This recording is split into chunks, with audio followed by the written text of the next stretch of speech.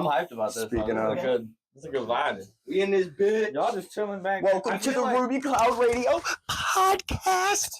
We're here with Sharpie J, aka it's probably Jake Sharp, aka Sharpie J. We got the co-host Mud up in the house. We got the Dreams and Brax in the back. They're gonna whack their dicks for you guys today. I don't think anybody heard that because of the clapping, but hopefully it picked it up. It'll be funny. We got Aaron's sword. Oh, they don't need to know who the fuck I am. So we are here to discuss anything that this gentleman has going on, and I'm not exactly sure, but I figured I'd just start it with letting him kind of kick it off for himself, give a mild introduction. That way it doesn't sound too much like an interrogation. What up, y'all? I'm Sharpie J. If y'all don't know me already, you're about to. I go by the name Sharpie J. My name's Jake Sharp with an E at the end, Sharpie J. You know what I'm saying? Born 1999 from the 269. We're going live, trying to make this dream come true. I got Back in the Saddle about to drop on 02/19, which is my birthday. Got a show February 22nd in Marshall, Michigan, which is my hometown as well. So that's really cool. Got some new music on the way. I've been doing a lot of research, and I'm really hyped about this year, man. I'm excited. Let's fucking. What have you been researching recently? Just music promotion, man. The last couple of years, I've just been doing a lot of shows, paying to play, and just trying to basically it's just to get my footing, make connections, and like for you, and for instance, you know what I'm saying? Like we met at me paying to play shows and shit, like yeah, you know what I'm saying, and through other connections as well. So it's just like I've been kind of building that up the past couple of years. But this year, trying to save for a house. Like we've been living in this apartment for a while, so we're grown man shit. Yup, grown man shit. So stepping back from paying to play, and I've been putting together my own shows with my homie Epidemic. And other than that, man, just been looking into the promotion side, the business side, trying to get my name and my brand out there. Have you checked out a gentleman by the name of Gary V? Gary V. Potentially, I have to see. He runs a company called VaynerMedia, which is actually kind of the whole idea behind RubyCloud Entertainment is to make it like VaynerMedia. Right. I'd highly recommend him if you're getting into marketing for yourself and you're really trying to learn. He reps brands that you wouldn't even think a dude like him reps. Okay. If you like watch him and talk to him and or like watch his content and stuff, you'd be like, I wonder what kind of companies he works for. Coca-Cola, Nike, like that's okay, like, and you're not even really thinking like this dude is like a shoot the shit kind of guy. And I highly recommend him. I actually got his book upstairs called Day Trading Attention. It's literally all about marketing in the social media landscape. Okay, bet. Yeah. I got this one book, how to basically music business 101. It's just like how to make it in the music business. And it's like, I don't remember who it's by. I'd have to look. And then I also, last night I found this YouTuber, Andrew Southworth. He's got some great videos about, like how to playlist, how to get on playlists on like through some MidHub, and, how to get your social media up, and I've seen a lot of YouTubers where they kind of just throw the same basic knowledge at you. You got to do this, you got to do this, you got to do this. Where he's like, do this, but don't think about it this way. Think about it this way. Right. He's like, trying to show you that he's trying to get a niche for himself. Yeah, because it's really hard with that, because there's so much of that content there. Like Adam Ivy was that guy for me. Yeah, you probably came across him. Probably. And his way with social media, it works. I proved it. But man, it's a lot of work. His way of doing it is an awful lot like how Scrap does it. He interacts with a lot of people all the time, 24/7 pretty much on everything. And he does it with new people too. I guarantee that's why he's parts of like so many different pages and whatnot. All the groups. He goes in there and he puts his name in these comment sections and he starts interacting with different communities and whatnot. And then those people flock to his community. It's kind of like how it works. That's what Instagram is. Like if you're having a hard time with Instagram, use the Explore page. Okay. Scroll down that. Usually the Explore page on Instagram works an awful lot like TikTok's For You page. Okay. So it's going to show things that you like to see. And you click a picture or a video or whatever, go into the comment section. Don't just comment on the video. This is something Adam Ivy talks about. Find a comment that you would have commented and then respond to that person's comment and start a conversation. See, and like I think that's awesome. You know, I think you definitely should be reaching out to people. I think it's great, you know, build connections and relationships and whatnot. But like to some extent, man, it's like I'm an artist, you know? Like, why do I gotta befriend every single fan, you know, or try to get my name out there by just you didn't sign up for that. To people? I didn't sign up for that. I didn't sign up to be a marketer. Right. Yeah. Not the marketer even, but like I'm fine. That's what you're doing. People. Yeah, but it's like back in the day, you know what I mean? You knew an artist by their music or the magazines, the blogs, the whatever, you know what I'm saying? So like, it's kind of the same way, except for other people are doing the marketing for those individuals. So like Taylor Swift, she doesn't do her own marketing. That's true. You know what I mean? So she has a whole team working behind her. I think I was discussing this with, I think it was Dreams the other day. No, it was Jeremy Brown. I was discussing it with him, either him or Zach. I don't know. I was talking to somebody, and it seems a little crazy how like a bunch of us are coming together and we all want to do different things. So like for you, for example, you and Scrap, like Scrap's social media god right now compared to all of us. Yeah, right? No, 100%. You know what I mean? Respect the Scrap, man. Yeah, 100%. Social media god. He has figured something out that really works for him, and that's awesome. And in some way, shape, or form, like we don't directly benefit from that, but supporting him benefits him. And that stuff trickles down. You know what I mean? I'm not saying you got to fake support people. I'm saying when you genuinely support something that somebody else is doing, that trickles down. It's a trickle down effect. Same with like, had I not went and filmed for him because I was getting into videography, I wouldn't have met Nick. If I wouldn't have met Nick, I wouldn't have a guy who has been working on freaking, you know, mixing and mastering for 13 plus years now. We talked about in the second episode.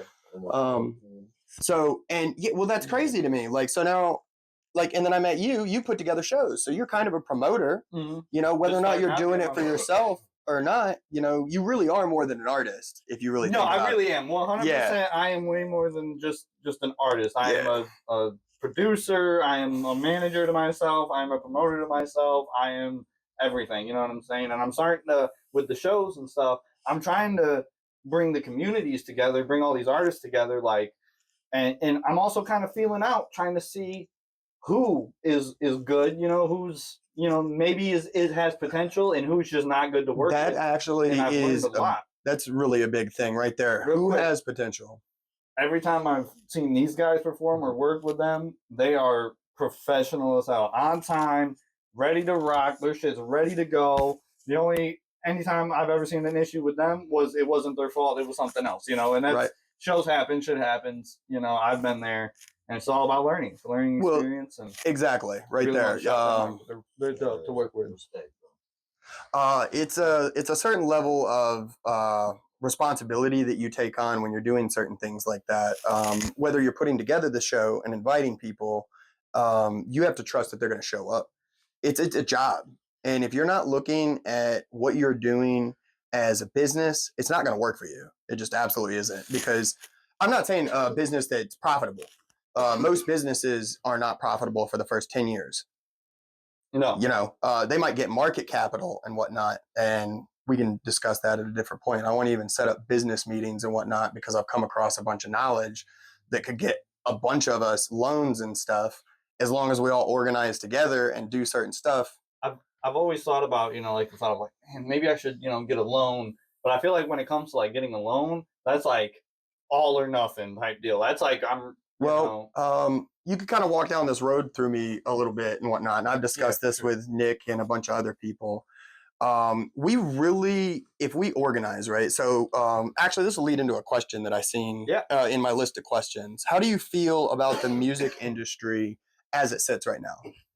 As it sits right now, I feel like there's two sides. It's a split down the middle. So you got the mainstream. Mm-hmm. You got, you know, artists like Kendrick, Eminem, Jay-Z, and then you got underground or independent. You know, you got artists like Futuristic, Prof, Tech Nine. You know what I mean? Like, he's been the biggest underground independent artist. You know what I'm saying? Yeah. So I feel like. Yeah, considering there are two different versions of an independent artist, if you're not aware.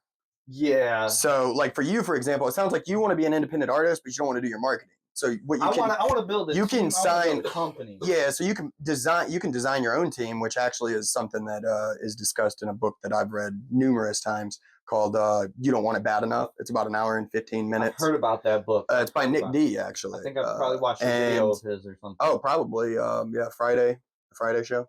Maybe probably. He's pretty big on TikTok. Anyway, the idea is to, for me, for example, like you're saying, there's two different sides of the music industry. What does the mainstream have that the independent artists do not have? The mainstream has more money. Right. Is that's actually what it comes down to. That's the conclusion I came to, because we can't pay radio stations for spins, right? Because we don't all have access to hundreds of thousands of dollars. All right, run down this thought experiment with me, right? Uh-huh. You know 10 people, yep, right? If you could talk those 10 people into supporting you for $10 a month, that gives you $100, right? Mm-hmm. All right. Now, if all of us can do that, let's say we have 1,000 of us that can find 10 people to support us for $10 a month. That's what? 10 album sales, $10, whatever you got to give to get these people to support you financially for a month, right? And then you take your $100, you invest into one entity, and then there's 1,000 of us doing that. Do you have access to $100 a month? Most people would probably say, yeah, right? All right. Now, do you have access to $100,000 a month? I'm hoping one day. Right. But 1,000 of us artists do. Right. We don't separately, but together we do. $100 a month could change all of our lives if we're funneling it into one space. The issue is a lot of us are all doing everything separately. Yes. 100%. Yeah, we come together for shows and to help each other out and whatnot, but we're not investing in that marketing engine that you really want. So that's something that I'm really about. I want to build a marketing engine. That's what RubyCloud Radio is. I don't know if you guys are aware of it.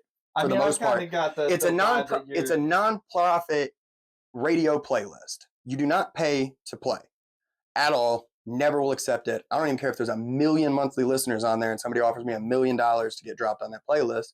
I will not accept it at all, ever, because that's not why I created it. Right. I created it for people who impressed me and the people that I send music to. I got a playlist that I just started similar because this year, I'm looking into the business and Spotify and all that. So I started a playlist, Independent Hustle. There you go. I got some of their songs on there. I mean, I'm not big on Spotify yet, but yeah, this year I've been really looking into part of the research. Yeah, RubyCloud Radio. Send me your playlist. I'll save it and I'll try and stream it every now and then. I got the more we can conglomerate, we can level up, right? Mm-hmm. And think about it this way, right? Imagine we get 1,000 of us. One of the first things, honestly, I would probably do is funnel a chunk of money into whatever the fuck Scrap's got going on Facebook. The reason being, and this sounds kind of like weird because it's the trickle down, right? Say he's part of the investors, right? We're all invested in RubyCloud Entertainment. We're all funneling ideas up to the people who make all the decisions, right? And I'm not saying it's got to be like that overall, but you got to provide value other than just giving the $100 and expecting everybody to drag you along. Right. The $100 gets your foot in the door, right? When you're part of the team. Now you need to funnel projects up to the top. And I can guarantee that I'm probably the most unbiased person in the world. And the moment something comes across me that I'm going to be like, dude, we got to push this. This is it. You know what I mean? Then that would work really well for Scrap, because if we put something on his Facebook and then we put $5,000 into promoting that video, there's no way it's not going to be successful. Are we going to get $5,000 back? No, but Scrap's going to get a chunk of money. For sure. Scrap's going to get a chunk of money. Does he have to give that money back? No, he doesn't. But in some regard, he would probably help out later. So that's like the entire idea, right? Is you funnel. And another thing is like $100,000, everybody's getting paid to do their shows. If Sharpie J sets up a show and he hits us up and he's like, hey man, I got this show going on, blah, blah, blah, blah. I need this many artists, this many artists, this many artists. It's like, okay, we got $100 for each person that shows up. Everybody's getting paid. You know what I mean? And that's even crazier because if you're booking a show that month and you paid $100 to be a part of it, RubyCloud Entertainment's giving you that money back. And then you're still good for being a part of the show and everything like that. And it's a way, and that's happening every month if we get 1,000 people. Well, what if we don't really have a crazy amount of good shit going on one month? Well, the next month, we're going to have even more money to play with. That's a feature from Tech 9 for somebody. You know, you ain't got $5,000, but if Sharpie J's got the best song that month, and I'm like, ooh, Sharp, bro, this sounds like it would be a great Tech 9 song. I'm going to reach out. I'm going to be like, hey, we got an artist named Sharpie J, wants to do a song with Tech 9. Here's a song, got an open verse. Better coming from somebody else anyway. Exactly. There's also a certain level of when you pay to be posted somewhere, a fan is going to look down on you. They just do. But when an entity pays for you to be posted somewhere, you're unaffected. Nobody gives a shit. I don't know why that is, but it's they just how don't. it's people's brains, you know, when they see that someone else, you know, it's if somebody is like, hey, this guy, you know, this dude's fucking dope as hell, you're gonna be like, all right, I'm gonna check it out. But this dude comes up to you, he's like, man, I'm dope as hell, check me out. You're gonna be like, no credibility. Right, Low credibility there. I'll check you out, man. Let me take your business card. I'll call you later. Right, it's one of those scenarios. Like, it's not disrespect, but it's just like, you know, it's all about your energy. You know, how do you come off? You know what I'm saying? Right. Even in a down to that type of situation. Yeah. But when you're talked about by somebody else, then there's a certain level of credibility that goes along with that. Yes. 100%. I agree. Yeah. It's like everybody keeps. I've had multiple people tell me like, "Oh yeah, you should add your song to RubyCloud Radio." It's like, I'm not doing it. Not doing it. I feel like too though with like scrap and whatnot, and like how you're saying, at least if I'm picking it up right, like we'd basically all be banking on not necessarily just scrap, but no, we would be banking. Well, look at it this way: a decent amount on him because. No, not necessarily. I say that's a good way to grow quickly. So, because he already has a viral video that month and we pump $5,000, his video is going to go from 1 million views to 35 million views. That's more eyes on anybody that attends a show that he's at. Almost immediately. That's true. Anybody that scrolls through his stuff, he reshares old stuff, like even from Poptopia. I see clips of you in his videos all the time. And he's so good at tagging people.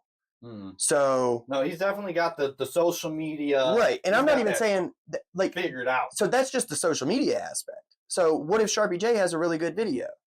Well, Sharpie J posted on Instagram or whatever, and you're like, "Yo, Aaron, this video for some reason it got 1,000 views, but all my videos only usually get 200. Oh, we're dropping probably a couple $100 on that video. The reason that is because a video that's organically doing better than the rest of your content is already favored by the algorithm, and you want to keep that momentum going. Yeah. So it's the same thing with like an old video from Scrap or whatever. So like with Scrap, that's why like funneling an entertainment company makes it a little easier because Scrap does all sorts of different kinds of entertainment. He does skits, he does just straight up funny videos and memes, and like he's got a certain avenue about him and a certain. I feel like that kind of is what music is nowadays when it comes to artists. Is it used to be you got to know the music before the artist. Now you know the artist before the music. 100%. So it's like we were talking about earlier. Like you almost got to be friends with everybody. Well, the first 1,000, first 1,000 people that really like enjoy your music, absolutely. Right. You know, and what's crazy is that kind of leads with you. You said you wanted to build a business. You got your first 1,000 employees. Right. The people who've been following you, that have rocked with you, those are the people, like, and your first 1,000 fans aren't going to be your first 1,000 true fans, if you think about it. No, yeah. Like, that's the reason why your Spotify monthly listeners fluctuates, right? Because you tell 26 people, well, 30 days later, how many of those people re-listen to one of your songs? That's why those numbers drop, you know? There's a certain way you can go about that. You know, again, like, with RubyCloud Radio, that works because if we can get more listeners on that and your song all of a sudden is on the top of that playlist, that adds a certain level of credibility. Why is this on the top? Why is this here? You know what I mean? And then same with plenty of other things that, you know, are kind of like RubyCloud Entertainment on the internet. We could reach out to those people and we could get you posted there, or we could reach out to them and be like, hey, we would like to have Sharpie J on for, have you seen On the Radar? Probably. It's people get up on there and freestyle usually. They're pretty dope, and that's a bit of a newer thing. They had Ice Cube on, not too long ago. I'm actually about to get on my birthday. I'm going to the rap review over in South Bend. I think I've seen SDNFT Lock went on there, and shout out SDNFT Lock. But I saw that and I was like, oh, that's dope, you know what I mean? And I was like, yeah, I didn't know that was out there. So I hit up the dude and I was like, hey man, I'd love to get on, and I got this new song coming out, and about to be on there, and I'm hyped about that. Well, same thing with like podcasts. Even if you only got two dudes, randomly shooting the shit, that's two dudes that might check you out later. Granted, I think that they probably should have checked you out before. You got to know who you're in the room with. This gentleman even corroborated that the other day for me. But yeah, as far as marketing is a crazy thing, because like you said, man, I got to be friends with all these people right off the get-go. And I feel like that almost makes me sound like an asshole, like in the sense of like, it's hard to talk to I don't want to be friends with my fans. No, it's not that. It's like, if you reach out to me, I'll 100%, reach back, Right, same with comment sections. Exactly. I love when fans comment, and I love when they reach out and say, hey man, I love your music, but to a certain extent, like, there's not enough time in a day. Exactly. Like I gotta pay my bills. I gotta cook my dinner. I gotta grocery shop. I gotta go to work. I gotta do all this. I gotta promote my music, chop these videos, try to write, try to make a song, try to find time to do this, do that. And it's like, I'm being pulled 5 different directions. It's hard for me to reach out to people, but that's something that, like I said, this year is like I'm researching, finding different ways to reach out to like playlist curators and different blogs, and like, and then to try to get my name out there to get fans to reach out, you know what I'm saying? And then I can build connections. And, as much as I'm on social media, like I just doom scroll most of the time. Like it's a horrible thing to do. Right. And there's not like, I'm not big into like, oh, I gotta find out what the newest thing is. I gotta find out this and that, or I'm like, I use YouTube for news. As far as like social media, what I do is I have like a limit, and I try to curate my page to where like if I'm scrolling, I'm trying to see Mud's content, I'm trying to see Nick's content, I'm trying to see Kid Brax's content, I'm trying to see Sharpie J's content. I'm not trying to see Beyonce. I'm not trying to see Eminem. I'm not trying to see all these people who got millions of fans. I'm not trying to see some random girl shaking her ass. I got shit to do. I ain't got time for that. That part. Blocks. That part. Blocks. The moment I see an ass, blocked. The moment I see an ass on your shit. This is Facebook. This is family-friendly content. You take that shit to Twitter. Oh, X. Hey, it's Twitter. It's Twitter. When I write Twitter now, I just put a big X in front of it, and I still call it Twitter. Yep, even on Twitter, I don't call it X. I'm like, oh yeah, X is the greatest platform ever. It's like, no, X is a porn site that left off 2 X's. Even when talking about X, I love Elon more than most people. So even talking about X, I felt a little scared raising my hand too high when I said that. You know what I'm talking about? God, dude, this world's crazy. I love X. Crazy. I wish you guys would get on it, man. I fucking love it. I love getting on there and fucking talking to people that got zero common sense, because it's like, bro, not to mention, like, I'm not too political, but when there's a regime change going on, man, I like dude, people lose their fucking minds, bro. It's so great. I fucking love it, dude. I'm sitting here laughing like, he's doing all this, but like, y'all haven't given him any time for this to actually like take effect. Yeah. We don't know. The moment, honestly, I didn't vote for him or nothing, but the moment I heard of External Revenue Service, I was like, yes, I'm in. I'm fucking in. Fucking charge everybody else. Stop taking all my money. My whole thing with it is like, whether it was Trump or Biden, right? Well, it wasn't going to be Biden. It was going to be Kamala. If you listen to that chick talk for more than 30 seconds, man, it is fucking nauseating. Right, but Trump or Kamala, right? When you become president, you then have access to knowledge that no other person, except for like a few people, have access to. You know what I'm saying? So you know shit that nobody else knows, right? And so whenever, like, especially Trump, like, he's a businessman. He's been known shit for a long time. Right. Yeah, a lot of people like to blindly hate on people because they don't understand them. Right. So when Trump makes a decision, I like to I'm going to give him time before I just like, fuck you. You know what I'm saying? Here's where I look at it. Say what you will about Elon, and he does shit all the time that I don't agree with, but the dude's probably the smartest guy in the world right now. Like, He absorbs information at such a substantial rate, and he is the guy that's going to put people on Mars and make it to where we never go extinct. Right. So who's done anything greater in the world than making it to where humanity can potentially never go extinct? No one. You know what I noticed with Trump and Elon, especially when it comes to like Juice World, maybe. the media, is like the way they talk, right? Like they don't say things in a typical way. You know what I'm saying? They just say it It's a script. It's script or not. I feel like with politicians are weird like that. But that's the thing about Trump is no script. Well, that's what I'm saying. Well, like Zero script. Elon and Trump, like they just say how it is. So it's just here's how they come off brash or harsh. You know what I'm saying? So they just it's taken wrong. When the level of common sense and competence has gotten to such a high regard, I don't think anybody cares about Donald Trump's rhetoric. When he calls somebody stupid, why is he calling them stupid is what you should be asking. You shouldn't be like, oh, you should be nice. The president shouldn't speak that way. Who the hell are you to tell the president what he can and can't do? No, for sure. You know what I mean? If he wants to take how I feel. If the president wants to take a dump in the Oval Office on the floor in the middle of the thing, you know how many people are going to think that's disrespectful? Or how many people are going to tell him he can't do it? Exactly. Nobody around him is going to tell him he can't take a shit in the Oval Office. You know? And the level of transparency that is happening is insane. It's crazy. It's crazy. It's insane. Crazy. Yeah. And I like watching people lose their fucking minds, bro. I do too. I like it. Because I like it to a certain extent, but then like people can get dangerous. People are very dangerous. So it's like I'm sorry. People are stupid. That's what I'm saying. Stupid is dangerous. Yeah, I guess. Stupid is dangerous. That's the most dangerous.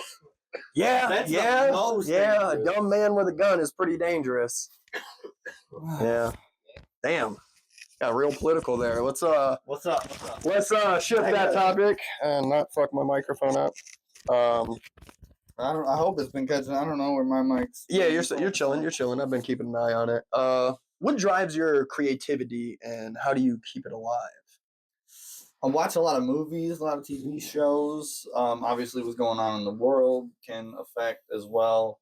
And honestly, performance and like kind of seeing what people react to. You know what I'm saying? Like when I first started out, like you go back listen to like the Dark Room and my previous music before that, like it's dark. It's not necessarily your most on stage, you know, wanting to have a good time type of music. You know, you're like, okay, this is kind of giving me my feels a little bit. You know, it's good to have that, Yeah. but in sparsity. You know what I'm saying? So I started to focus more on making just fun, you know, more hype music, and you know, I still keep it really, you know, I'm trying to portray nothing that I'm not, but you know, I look at it like a movie, like it's entertainment. Try to, what would I want to do? What would I want to hear in this moment? You know, and I like that you said that. so that's. I feel like that's how my creativity stays up. I'm just the fact that you mentioned Dark Room and then talk about how your music now, like if I compare Dark Room to Back in the Saddle, way more hype, and definitely seems like it could probably get a crowd going. exactly. You know what I mean? Compared to like you get on stage and you don't have a fan base like NF or something, and you're trying to do the Dark Room. Actually, love that you mentioned that because in the song "Falling Off" on your album "Dark Room," Falling. is it? Oh yeah, "Falling." My bad. No, you're good. My bad. I just want to make sure I was the way I wrote it in the song "Falling" off of your album "The Dark Room." You say, "Am I the reason for your disappointment?" Did you ever get the answer to that question?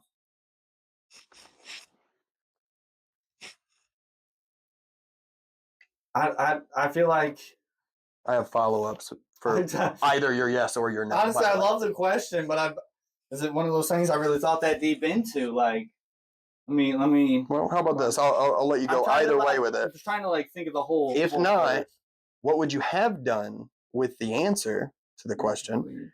If yes, is the person you are asking still around? I feel like yes. And yes, like it's like one of those things. Like it don't. A lot of my lyrics sometimes too is just like poetic. I'm thinking about, how somebody else may hear it as well. So it's not necessarily anything that I was like necessarily causing a disappointment, but it was like I made that album just out of high school, and me and my girlfriend, I'm still with her today, so we went through a lot. We had just started out, and so there was a little bit of tumultuous at the beginning. We were trying to find our footing in the relationship, and and I kind of and things going on in my life, that I just had to put in there. And navigating another person is the most difficult thing you will ever do in your life, especially if that person is your partner. Exactly, but me and her, man, like we've really found a good balance. Like, yeah, you guys were pretty solid at the show, man. Yeah. Like, you guys followed. The one thing that I will say about your guys' relationship, both of y'all followed each other's directions there, but it wasn't in a way like either of you looked like you were telling each other what to do. And that wasn't something that I was actually used to seeing in person, the way that I watched you guys set up that show at the Featherbone. So that was actually really neat to watch. And I took a lot from watching the two of you guys together, whether or not you even noticed it. A lot of people say that, like, when they see us together, they're like, man, like, we see it. Like, the cooperation is there. Yeah. You can tell. When you asked her to do something, there was no reaction. It was follow through. Mm-hmm. And that was really insightful as like an outside party, just kind of watching you guys set up. You would say something and there was no retort from her. It was always follow. And then you gave her the exact same respect. It wasn't like you were running the show. It was you guys were both managing each other almost. Mm-hmm. You know what I mean? I have her make sure that I'm keeping up with everything, because my mind, I got a little bit of ADHD, so my mind races, especially at shows. Like, if you've seen me, and I'm trying to work on this, like my past couple shows, I've just been getting my footing, just learning the ropes, what I need to do, what needs to be happening. Each show is just a growth. Right. And one thing is I've been like a chicken with my head cut off, running around trying to make sure everybody's ready to go on. Things are running smooth, making sure the crowd is happy. The venue's happy, and this and that. Trying to keep everybody happy. And I need to just be more focused on chilling, making sure that the stage. It's hard when you don't have a team doing that for you, and you're being multiple people. You're the You're the manager of you. You're the manager of the event. You're the manager of this. You're the manager of that, and it's a lot. Well, it's a lot when you don't have guys doing everything. So, like, same with like videography. Had I not been there filming for you, you probably would have been worried, like, who's got a camera that I can ask to make sure they get shots of this. That's actually something I got to be mindful of. Give me a quick pause real quick. Good. I would love a water if you got one. Love a Propel. Okay. Yeah, that's. I was looking at mine the whole fucking time, dude. I'm like looking at it there, bro. Like the movie, when it gets all close, and it's like the drips. I'm sitting there. I'm like, dude, I left it over there. Oh well, that fucking. How am I sounding, guys? Am I sounding like? I don't know, but I hope. Good. I always feel like. Man, I hope that was still recording. To be honest, I was just sitting back here. If not, we're going to have some technical difficulties to go through. I'm just trying to make sure that I don't, I care about my public image. I really do. For whatever reason, I don't wanna that screen was off when I grabbed a certain way that's not necessarily like I give a fuck, but right.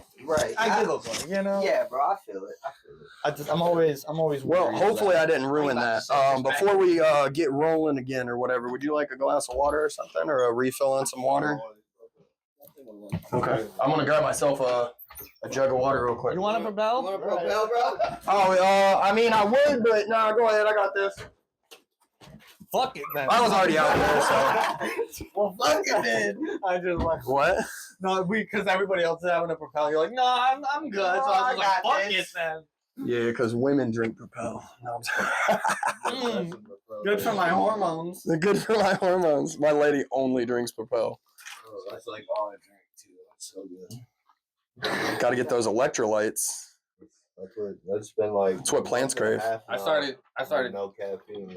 What's funny is I don't think I finished the rest of that coffee. I started and then I kind of hit it hard. Bro, I did 6 months left. I noticed something a few weeks ago at work. I was like, man, what kind of a bitch rinses his cup? So I stopped rinsing my own cup, man. I did. Well, it was weird. Like, I was just like, I feel like I trained myself to rinse my cup when it's unnecessary. Like, I get it if it's like you got liquid you need to pour out or whatever. But now, I'm switching from coffee to water. Like, I guess. Do you like a little bit? Do you like a hint of coffee in your water? That's like lemon. Like when you put I put some water in there. I shake it up, and then I drink it, and then I fill it up again. So I guess technically I'm rinsing it, but I felt like I was being super wasteful just pouring that water out for no reason. I get what you're saying. You know, like it's like at the same time, at the same time, I'm not drinking coffee water. Right. If you think about it, you're not wasting it because it's just going back to wherever it's going to go to. You know what I'm saying? Eventually, it's going to go back in the earth. All right. You know? I'm going to be super salty, man, if that seriously stopped recording that first whole day. I had this weird feeling in my head. I was like, I should check those. And that screen was off for some reason. Mm-hmm. I mean, where is my... Oh, Oh, that's so stupid. The blinking thing is on this side. I wish it was on this side. That would make way more sense because then if it stops blinking, we would know. Either way. Woo! Yeah, there's probably going to be some fucking technical difficulties because I'm an idiot and... That's all good, man. Shit happens. It doesn't happen. As long as we get some good... No, I really liked that. I was reviewing your album and that really stuck out to me, the way you said that. The disappointment line. Am I the reason for your disappointment?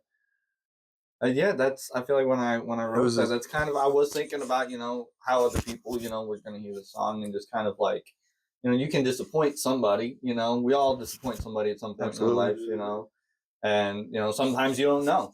Sometimes you don't know, and you want to know, and so you can better yourself. You know what I'm saying? I don't know about you guys, but I would almost somebody yell at me.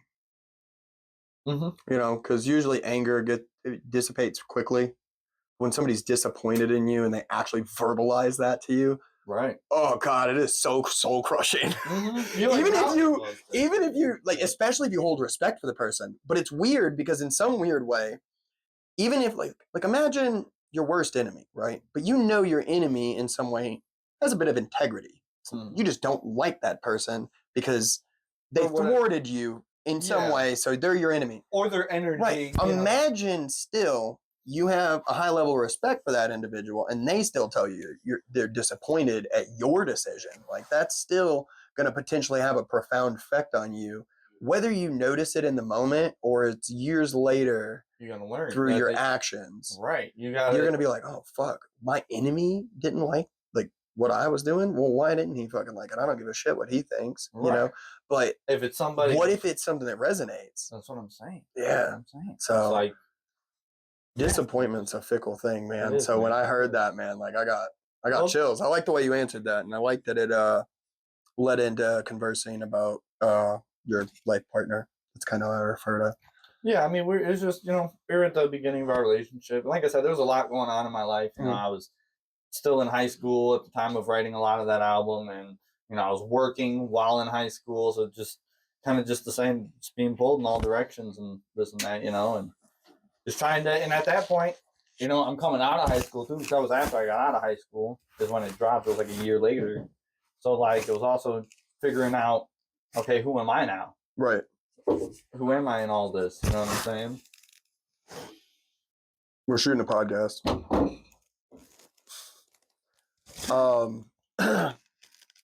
How do you overcome creative blocks or moments of doubt? Honestly, like I found just writing when I feel like when something really comes to me, and a lot of times hearing a beat can bring me out of a creative block, or sometimes I can hear a word or just have a conversation with somebody, or what else? I mean, there's multiple ways, you know what I mean? You can just, another way is just I try to maybe do something that I don't normally do, you know what I mean? I don't normally try something new. Right, try something new or do something old, that I haven't done in a while. Like sometimes, maybe go bowling, or go to do mini golf or go-karts or, just stuff like that. We can kind of step away for a moment. Exactly. Live life, don't work. Exactly. Because when it's a job, that's when you get real in your head and you kind of circle, okay, I should write about this, I should write about that. And then, you're like, I write this for the fans, or should I write something Almost for like you're me, checking or like, boxes. right, or like because somebody made this type of song, should I make that type of song just because they did and it seems to be doing well, or should I do what I would do? That's your marketing brain. That's your Right, marketing brain. That's what I'm saying. You're welcome to try that, but I guarantee people are going to suss it out in your music. They're going to hear it. There's a certain level of authenticity, and you can fake that. You can in the music, but you can't fake that. Exactly. The moment somebody sees you and you don't look like you match your music, that's going to skew how somebody looks at you potentially. Exactly. And that's why I feel like I've been able to kind of shift my music around the way I have, like my first ever music out was Project Late Night. That was just me literally just feeling everything out. Just what should even write about, how to make beats, everything. Yeah. Just learn it. As much as I could. And so that was just like, all right, put that out. And then the dark room was like, all right, let me go dark. I was in a creative block. So the dark room, the title song of that album is actually about writer's block. Okay, that's interesting. So it's like green light that I never made grasp, but I'm reaching. Many nights sleepless, up awake, thinking about the light. I'll never reach it. Go to write a verse and I find myself speechless. Jesus, can you believe this? I might just give up. What am I thinking? So it's like, it's like you get in these blocks and it's like you feel like you're stuck in a dark room. You can't find the light, the inspiration. And so it's like you gotta fight for it. And then also too and then from the dark room, then I went to Jalen King, I wanted to do something fun, but it still felt, like when you listen to my music, I feel like people told me, it's authentic, like they can tell the authenticity in it. It's also, it seems like you're evolving. Exactly. And then like country rap, this little country rap stint I'm doing right now, you know what I mean? Whether or not I do more of it. Feel it out. Right. But it's like a pair of boobies. You're never going to know if you like them until you feel them. Yeah. That's a good never know. Good metaphor. They can look nice, but you're not going to know if you like them until you feel them. Right. That's what it is. Right. Words of wisdom, guys. Words of wisdom. I'm not telling you to grow up and grope women. Be classy. Right. Only on Thursdays. Grope them when Thirsty Thursday. Come on. Oh, that's right. You guys are on like what? I forget what. Saturday. Yeah. All that fucking shit. Fucking over here trying to get me canceled, talking about doing crack on the podcast. Doing crack I want to circle back to the dark room real quick. Okay. So you said a whole spiel right there that you remembered, and you were also saying that you were in a moment of writer's block. So you're kind of in this dark room. I like the metaphor. And you also go on to say that you weren't feeling creative almost, so you had to like step away from what you were doing. Were you saying in a way like you put yourself in a pocket, so you weren't feeling creative there, so you had to go to the dark room, so to speak, in the metaphor, because even the little bit that you just like acapella'd there, this sounded inspired. It didn't sound like you weren't you were talking to yourself. A lot of that album. That was high school. A lot of it was high school because reading,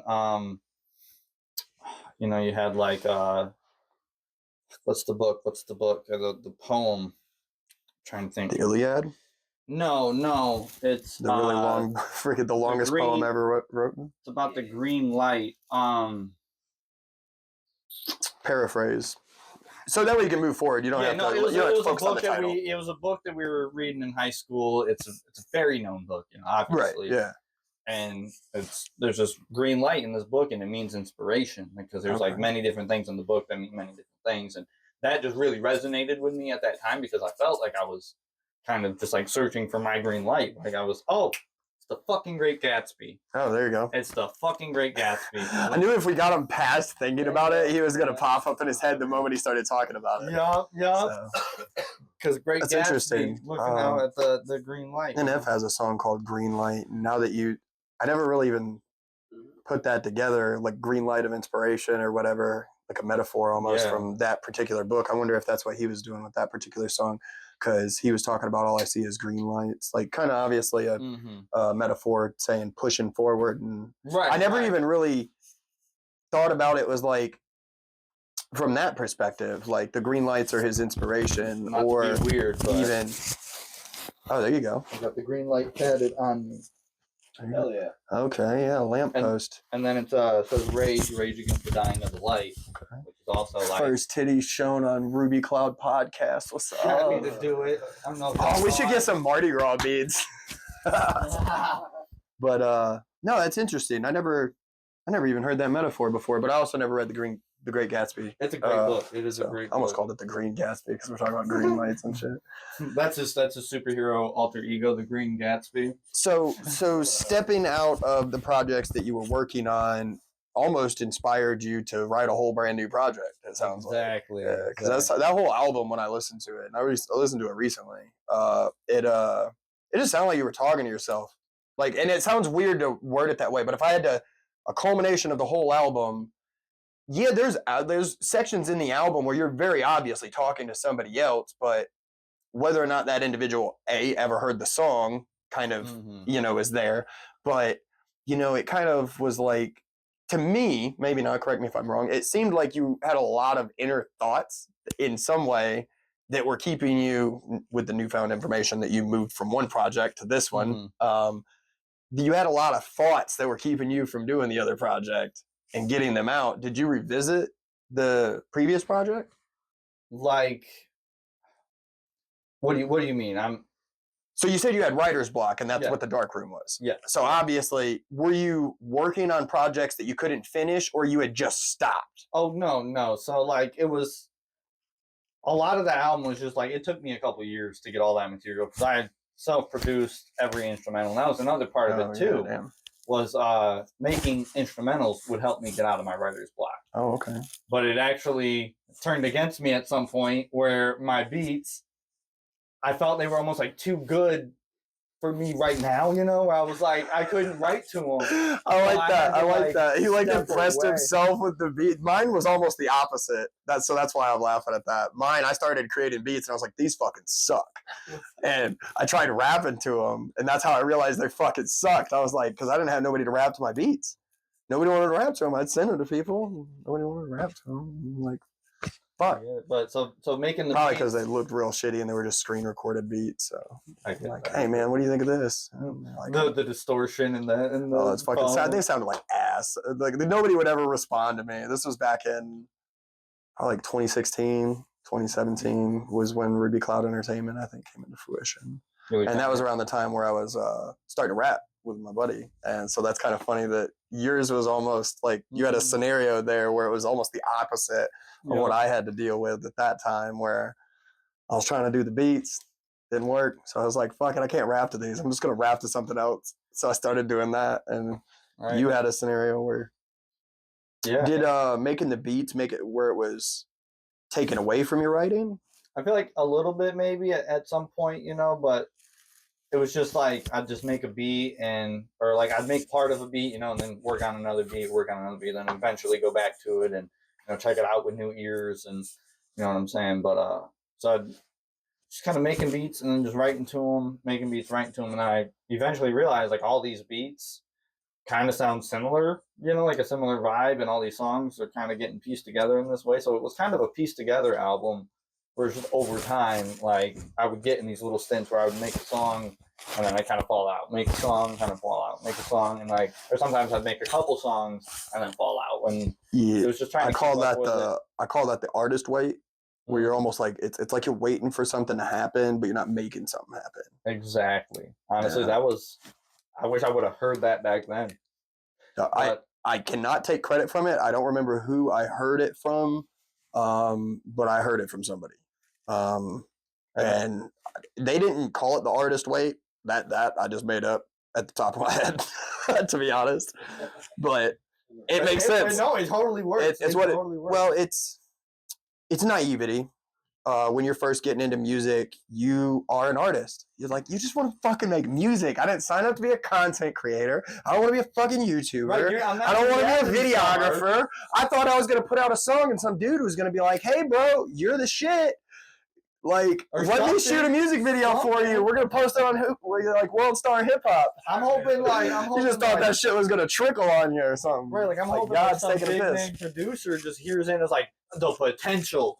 I don't hear this, but the potential is there. You know? Yeah, I had somebody do that a couple times, and usually what that turns into is they try and scam you out of money because. Yeah, definitely. I actually wrote a line in Never Signing about that, where like they always go for the underdog, and they're trying to the naivety. Back to the naivety. Yeah, well, I mean, it's that one. I would say gullibility. That one's not naivety. That one's being gullible, too trusting of somebody that you think is trying to help you. But you're also naive to the fact that that you actually went along with it. Yeah, absolutely. I've honestly said, man, there's two types of artists in this game. There's real artists and there's scam artists. We kind of came up with an idea for Scam the Artist, which is a rapper who his whole subject matter is talking about that. And it'll be a culmination of it's a faceless rapper. You ever heard of one of those? So like kind of like Marshmello was a faceless guy. We could all be that. Artists. Yeah, we could all be that. Scam the Artist. Scam the Artist. Yep. It's no one artist out there. Yeah, it's all of us together. That would be. Oh my god! It's a neat idea. We're gonna have to edit all of this part out because they can't know that. They can't know that we're gonna be Scam the Artist. Right. We gotta keep. If someone does say Scam the Artist blows up, right, and someone does the research and finds this podcast and realizes that all of us they did the fucking work, man. Let them know, bro. My shit's gonna blow up this year.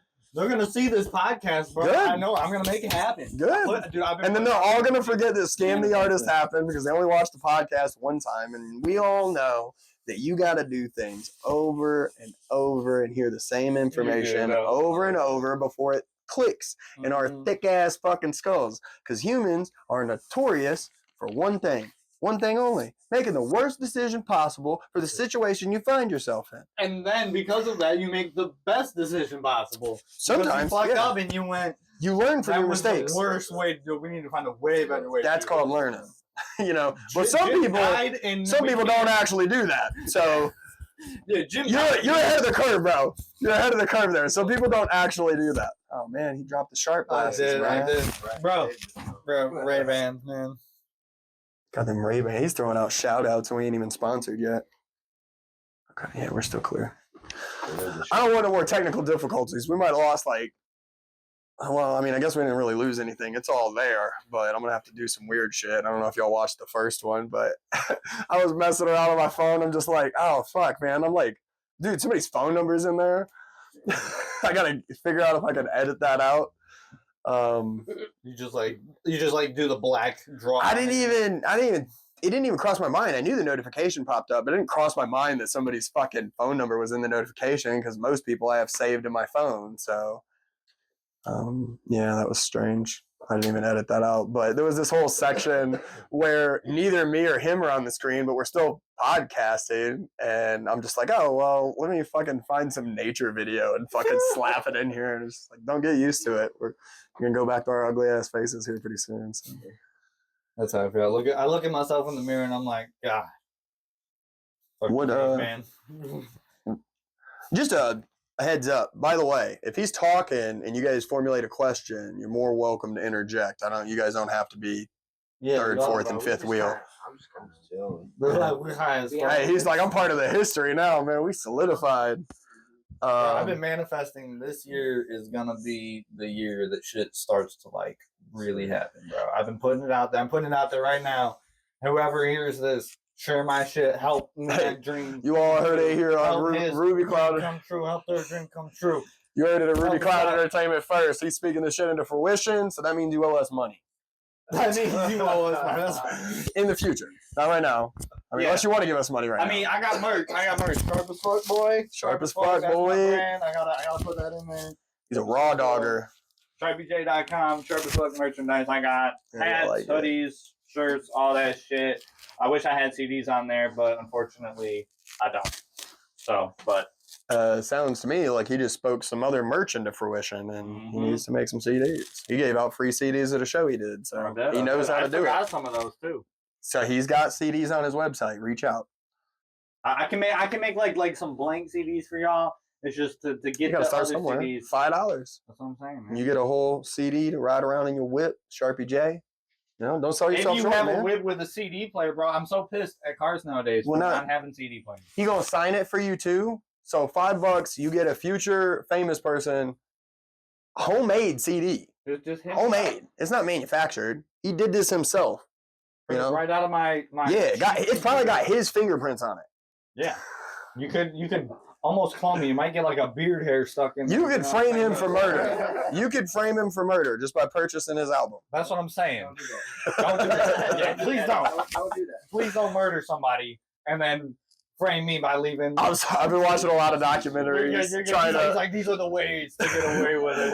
Yeah. I mean, no, nobody gets away Sharpie with J it. talks about killing people in his music. The perfect culprit. Yeah, 99% of people don't actually get away with murder. No. Most, not these days, and definitely not in China either. We got so many cameras.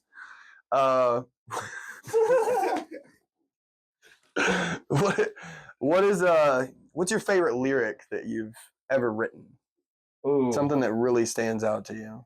Can I spit it's a whole verse, really. Yeah, go It's for a it. whole verse, but the verse is, it's like writing a verse without a beat. It's just something inside of me. Gotta try to dig deep. You gotta sing for the moment, because the moment never keeps. Every day of the week, gotta rinse and repeat. The same 9 to 5 grind. Every time I try to rhyme, there's a frog in my throat. Listen to the mild music like that's all that I wrote. I can't believe this might be it. I'm at the end of my rope, but don't get choked up. No, don't be sad if I don't come up with a single. I'm just doing some math, and success is what it equals. This is only just a prequel, trying to reach out to the people who can't wait for the sequel, who say that I can make it even though I may be underground. The love, keep me patient to the fact it takes time to actually reach greatness. You may even make mistakes, but that doesn't mean you're brainless. Do what you love for real and you may become famous. Hey, that's the shit. Hey, That's- That's the shit. That's the shit. Let me fix this. You're good. I hope that picked that. I do too. that was clean. That was clean. Thank you. Yeah, no, That's one of my favorite verses I've ever wrote, because it resonates with me, and I do it a cappella at shows just like that, because it hits, you know what I'm saying? Yeah. It makes you feel like, okay, I've fucked up trying this, you know, like we were talking about, you know, you fuck up one time and then you learn from it, and that's kind of what it is. You know, you can't stop. You gotta just keep going, you know, let yourself fucking, you know, show you what it's capable of. Like, let yourself be. Exactly. Yeah, I've been doing a whole lot of soul searching recently, man, and that really resonates that you said that, man, because that's kind of like where I'm at, man. You know, you got to be at war with yourself, but at peace with your decisions, because there's a bit of you that is, you know, Dream as if you'll live forever. Live as if you'll die today. ooh, that kind of James encompasses Dean. that. Yeah. I don't know. Damn, if he's I don't the even know who that is, but that. James Dean. No, that's Oh. crazy that I said what I said, and what you have tatted on your arm almost like encapsulates everything I just said. That's what I'm saying. Yeah. Like, it's. When I heard that quote, man, that quote really resonated with me. Like, you dream as if you could take over the world in a sense. You know what I'm saying? Yeah. You could be a fucking superhero. You know what I'm saying? But you could die Come on. today. Yeah. You could die today. So what are you gonna do today that Well, makes yeah, a it difference takes- towards whatever your goal is, or whatever you want for yourself in life? And then every day you do that. What value do you think helps you achieve that? Not like value as in monetary value, but like as in like an ideal value. Like, are you asking me, like, what do I see in the end goal? Like, what is the value that I'm reaching for in that? Like, No, wanna make sure I'm not understanding the value as question. in monetarily value. So No, like but like an inner value, like something you hold dear. So like respectful. Being respectful is a value that you hold inside you. yes. So what value do you think helps people achieve that next level? Like, what do you have to have as an artist? Okay. You see what I mean? Yes. No. Okay. I understand what Sorry. you're saying. No, you're good. I just want Yeah. to make sure that I Absolutely. could answer your question. Yeah. Understanding of different types of personalities. You know what I mean? Don't just judge somebody off, you know, the the book cover. You know what I'm saying? Absolutely. But be weary as well. You gotta be weary of people. Those are see. Definitely try to be positive. You can't be negative because you'll never get anywhere. Like if you're negative all the time, you'll only ever just negative things will happen. So you gotta try to be positive and try to find positives where you can. So that's a good value to have. That'll help you. Try to be successful. But it's a hard one. Yeah, it is. Especially in today's day and age, and you hear, this happened, that happened, whatever, But you just got to remember that you can only do so much as a person. You know what I mean? You can only try to change the world so much. Yeah, you got to take the good with the bad. Exactly. So you gotta just focus on you, your family, and maybe by doing that, you'll make a difference. Like we were talking about earlier. You were talking about me and my girl, like how you saw us at the show, and you're like that kind of resonated with you or whatever. Like that was just us being us together. You know what I'm saying? And that if that helps to make you better in any way, you know what I'm saying? Then hell yeah, I think that takes true authenticity to continue to grow with another individual despite both people's faults. Mm-hmm. And that's one of the hardest things that you can do as a person, because like I'm not saying my lady sucks, but people suck in general. And that can almost happen in a relationship too. Cause I'm not saying my lady sucks, but you can find things about somebody that you didn't know you kind of dislike it a little bit until you get to know the person more. Right. So she may hate me for saying this, but my lady's she's pretty negative Nancy, but she's a super positive individual. Any interaction you have with her, positive. But she herself is pretty negative. It's almost like it's not that she's fake when she's with other people. No, I think that in some way she vibes with people on a certain frequency, and then I get to see the real like her. No, I get to see the vulnerable sections. So maybe that's why it comes across negative. Not to mention she's a ball buster. Her stepdad, Greg, is just a shoot the shit kind of guy, call it as he sees it and whatnot. Being raised by one of those individuals, it kind of makes you do that. So, she's a ball buster for sure. And maybe I need to work on my own negativity.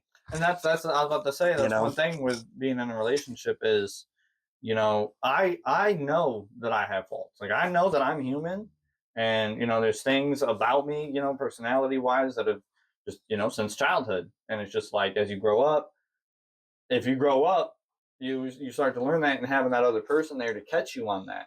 You're like, hey, you're not doing this, or is there something that I can do to make this better, or something like that? And that's how we work, where it's, it's not about being right. Exactly. It's about what can we do to just fix it. Yeah. It's not about who's right, who's wrong. Just here's a word to the wise. Get that word out of your vocabulary. Women don't like when you're trying to fix their problems. Women really want you to listen, and something I heard was like super profound that I never even really considered, right? So say your wife comes to you, she's talking about an issue that she had for the day, right? And us as men, we see the nail. Mm-hmm. We just want to hammer it in. We want to fix the problem. So we start offering suggestions. Like, oh, well, you could have did this. You could have did this. When in reality, she hasn't even fully told you the problem yet. She's formulated something, and she's working on her thoughts, but she does that more. She's doing it verbally. In her head while she's talking. She's figuring it out by talking to you. Men do the same thing, and I just don't think that we realize that. I'll do it because I'll be talking to her with something, and then as I'm talking about it, I'm like, wait, no, I can do, no, it's all coming together. Boom. And that's how everybody does it. But our innate man nature, see problem, fix problem. Yeah, exactly. And your wife doesn't want that. She wants to fix her own problems. She just wants somebody to talk to about her problems. And I mean, we've definitely, we've talked about that in our relationship, and because we've been together 9 years going on, 10 almost years a next year. So, decade, yeah. bro. Hey, man, how many people can say that these days? That's what I'm saying. And then A we decade. we really clicked. Man, So I'll it's give you just, some too, bro. Shoot, I'm going on 4 years. Going on 4 years. I wouldn't trade her I'll for. just bump that.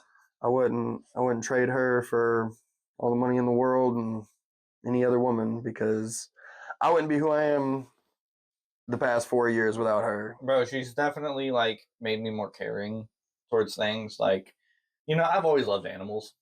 But like when she sees a dog or like a cat, an animal that's just an adorable fucking animal, Yeah.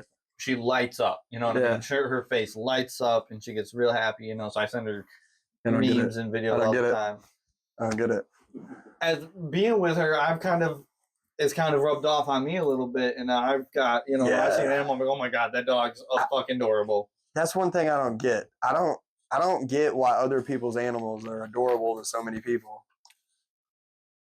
Like, people act more loving to a random person, like a random animal on the internet, than their fucking neighbor, and that's so weird to me. They will shout at their neighbor, "How's your come to my fucking yard?" Get on the internet and be like, "Oh, look at this cute little baby puppy." Now imagine if the neighbor that you're yelling at had a cute dog. Steal it. You Steal it. Yeah, I was about to say, I don't think that's fixing the problem here. The cute animal, I don't think is fixing the problem unless you're a single dude and she's cute, or you're gay and that's, I don't know. And I was just saying, Trying to be inclusive there a little bit. Good, Maybe never. Not everything's about dick and vagina. Oh. I don't know, man. We've been getting into some deep topics, so I'm not gonna lie. I'm trying to lighten the mood with a little bit of humor. You're good. You're good. So, have you? I just hear little mumbles back. This might sound a little weird. I thought about it after I formulated the question. Okay. I want to preface, I don't mean any offense by this. I genuinely want the answer to the question. Full offense. If you want to. If you want to. But I formulated the question, and then I read the question back to myself. I was like, dude, if somebody asked me that without telling me Context? Not necessarily context, because the question's pretty straightforward. Okay.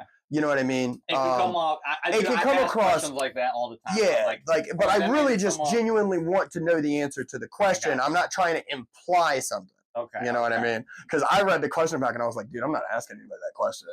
I did too. I was like, I'm not asking nobody that question. But it seems interesting, and I'll give a little bit of context. Okay. A little bit. Just ask the question and then let me sit with it for a second and see, So I'll give a little bit of context. Okay. So in a particular song, what is it called? Meant to Be Together by a guy named Joey Nato. Okay. He says a rhyme in there that I'd never heard another person ever utter, and I thought it was so cool because it seemed like it was right in your face, right? Mm-hmm. Pharmaceutical rhymes with far more suitable. Mm-hmm. Pharmaceutical, far more suitable. Mm-hmm. And that always stuck out to me. Don't even really listen to the song anymore, but I still remember a lot of that song because of that rhyme. Have you ever written a rhyme that nobody else has ever written that you've heard? That's a tough one. I mean, I've written so many rhymes, so it's like I try to think back through all of them. That you've never heard before. That's kind of the concept. Yeah, no, I know. I'm trying to. That's a tough one. It is. Really. I was trying to fucking break that one down myself, to be honest. I was like, damn. The only one I can think of for myself is I used the word, but the rhyme probably doesn't count. Right, like I'm because I used the word Hissioxylamichoganatos in a song, which is technically the name of the dragon from Dragonheart, right? But I only rhymed toss, so I mean, I think I said cough after, so toss, cough. Somebody probably rhymed that at some point, but. Yeah. I need to work on that. I need to use that again and work on that rhyme. That'd be a good one. Hissioxylamichoganatos, try and fucking rhyme that whole thing. That'd be crazy. Took me like 2 weeks to remember that name. I'm not gonna lie, dude. I watch that fucking movie every day. That is a crazy question, though. And I can't. I'm trying to do. I got like so many bars that like I feel like that's gonna be one that I'm just gonna like have to go set through. on. Yeah. Yeah, set on it, man. Shoot me a text or something if I it got pops in. you, I Yeah, got that's a good you. one. It's a good one. I was driving around thinking of very specific questions to ask you, and that one popped in my head, and I was like, I don't know if I want to ask them. But I got to be authentic, man. So I'm shooting through all the questions that I wrote down specifically for you. That one I'm going to I said, I don't know if this is one anyone's ever said. It might be, I feel like it's there, but it's kind of just like a flow of it, but it's like, I'm beyond this cipherverse spinning lines like web designs when my rhymes disperse. And if you haven't yet, make sure you go buy a shirt. Like, I don't know, maybe something in there. I liked the rhyme scheme that you used there. Yeah. I mean, there's a whole. Like, I'm just trying. I don't know if I've heard a rhyme scheme kind of like worked out that way for sure. Yeah, so I like it. The rhyme words for sure. People have rhymed those words before, but that scheme was really neat. That's what I'm saying. Like, I just don't know. Hit that one more time. It's like I'm beyond. Let me just go like this. Yep, get the flow.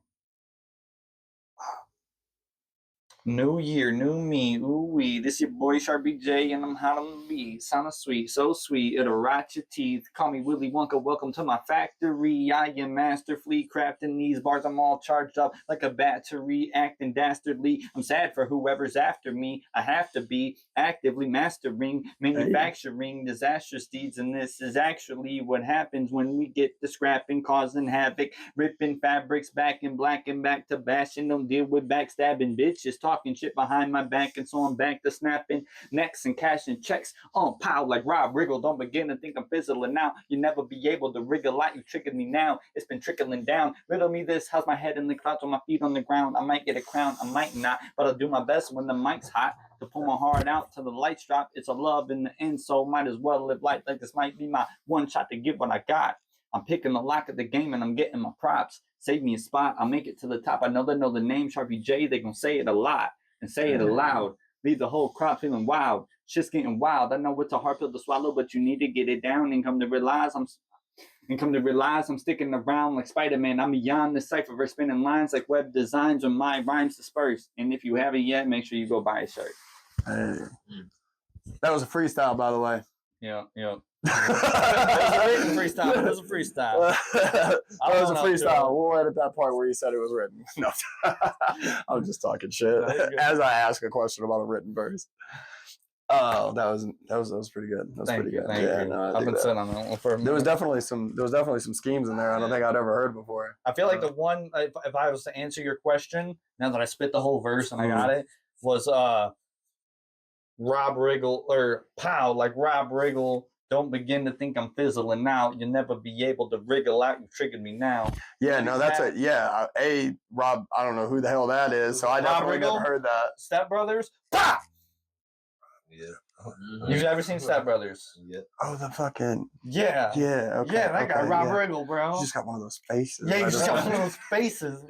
Yeah, fucking like, other guys. I can do. He's like, no, it's just... Other guys. He's like, what do you think I did? I got to fucking put my pants on and got the hell out of there. You know, fucking bar mitzvahs. What are you going to do? Oh, yeah. I don't all the fucking places you need to be putting your pants back on. I don't think a bar mitzvah is one of them. Oh, God. They're fucking... No, he's so funny, though, but yeah. As I said, snapping necks and cashing checks on a pile like Rob Riggle. Yeah, okay. No, yeah. No, I've never heard that before. I like that. I'm glad that you brought that. What song is that? That's an unreleased one. So no, fucking this dude. Unreleased. We're going to have to fucking sit down and talk one of these days about you fucking spitting unreleased shit in front of me.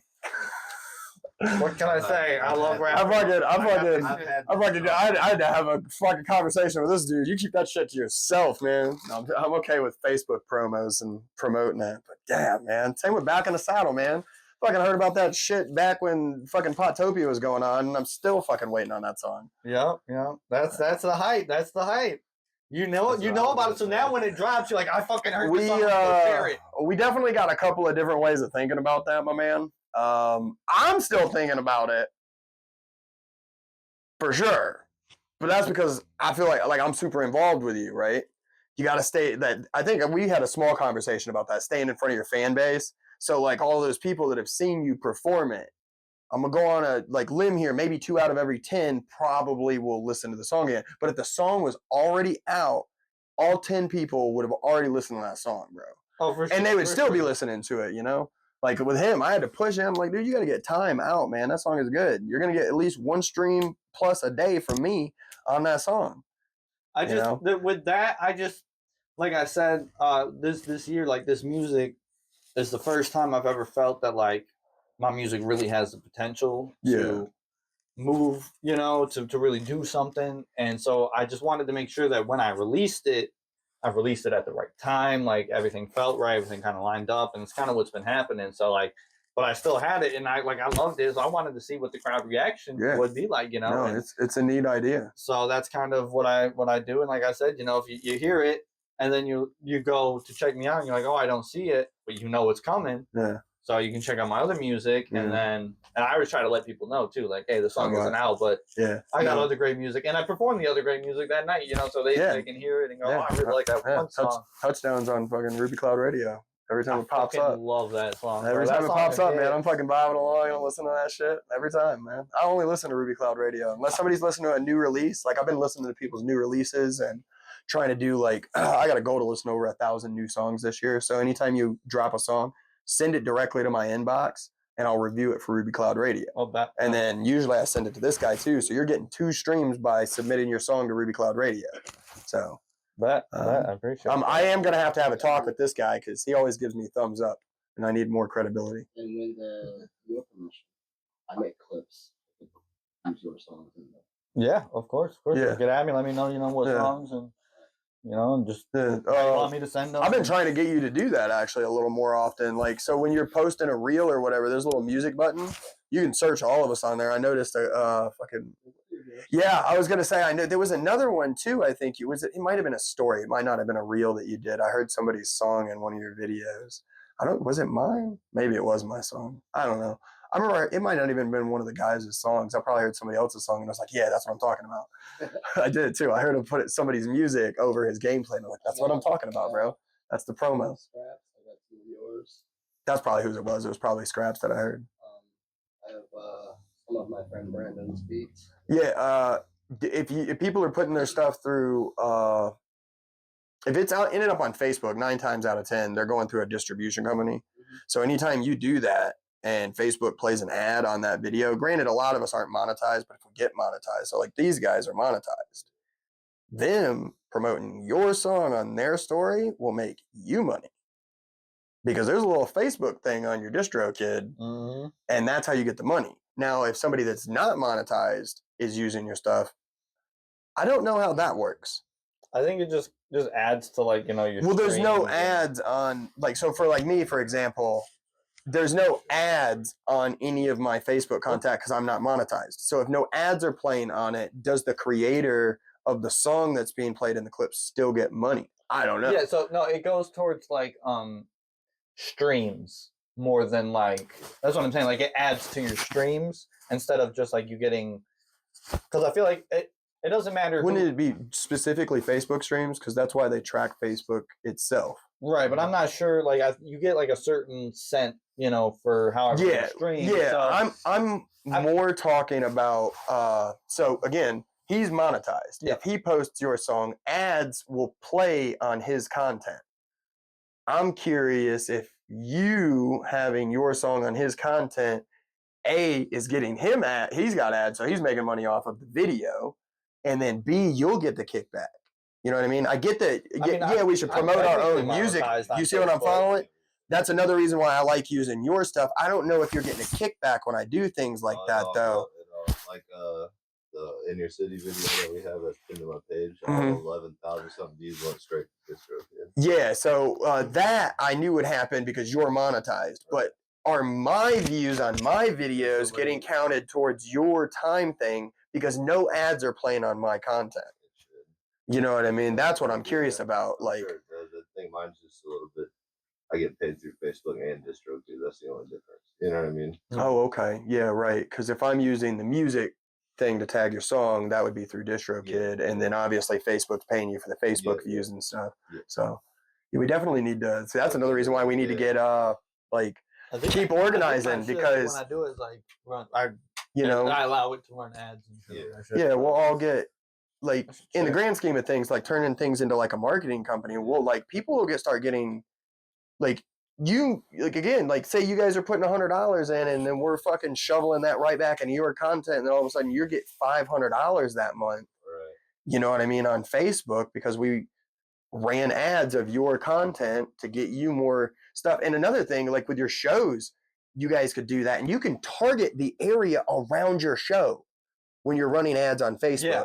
So I've done that actually. you guys probably should do that, because you don't know who's seeing your content. Most of the time, the people on the internet aren't anywhere near you. And you So want to be very when you're doing specific when you're targeting your audience too, because if you target too broad, you still won't get much following, because who's gonna you're getting all these. Yes. That's one thing I've learned. Is Yes and no. You do need to separate yourself a little bit. So that's how Scrap's really good at it to some degree. Like, he has all these different pages where he does all of this different stuff.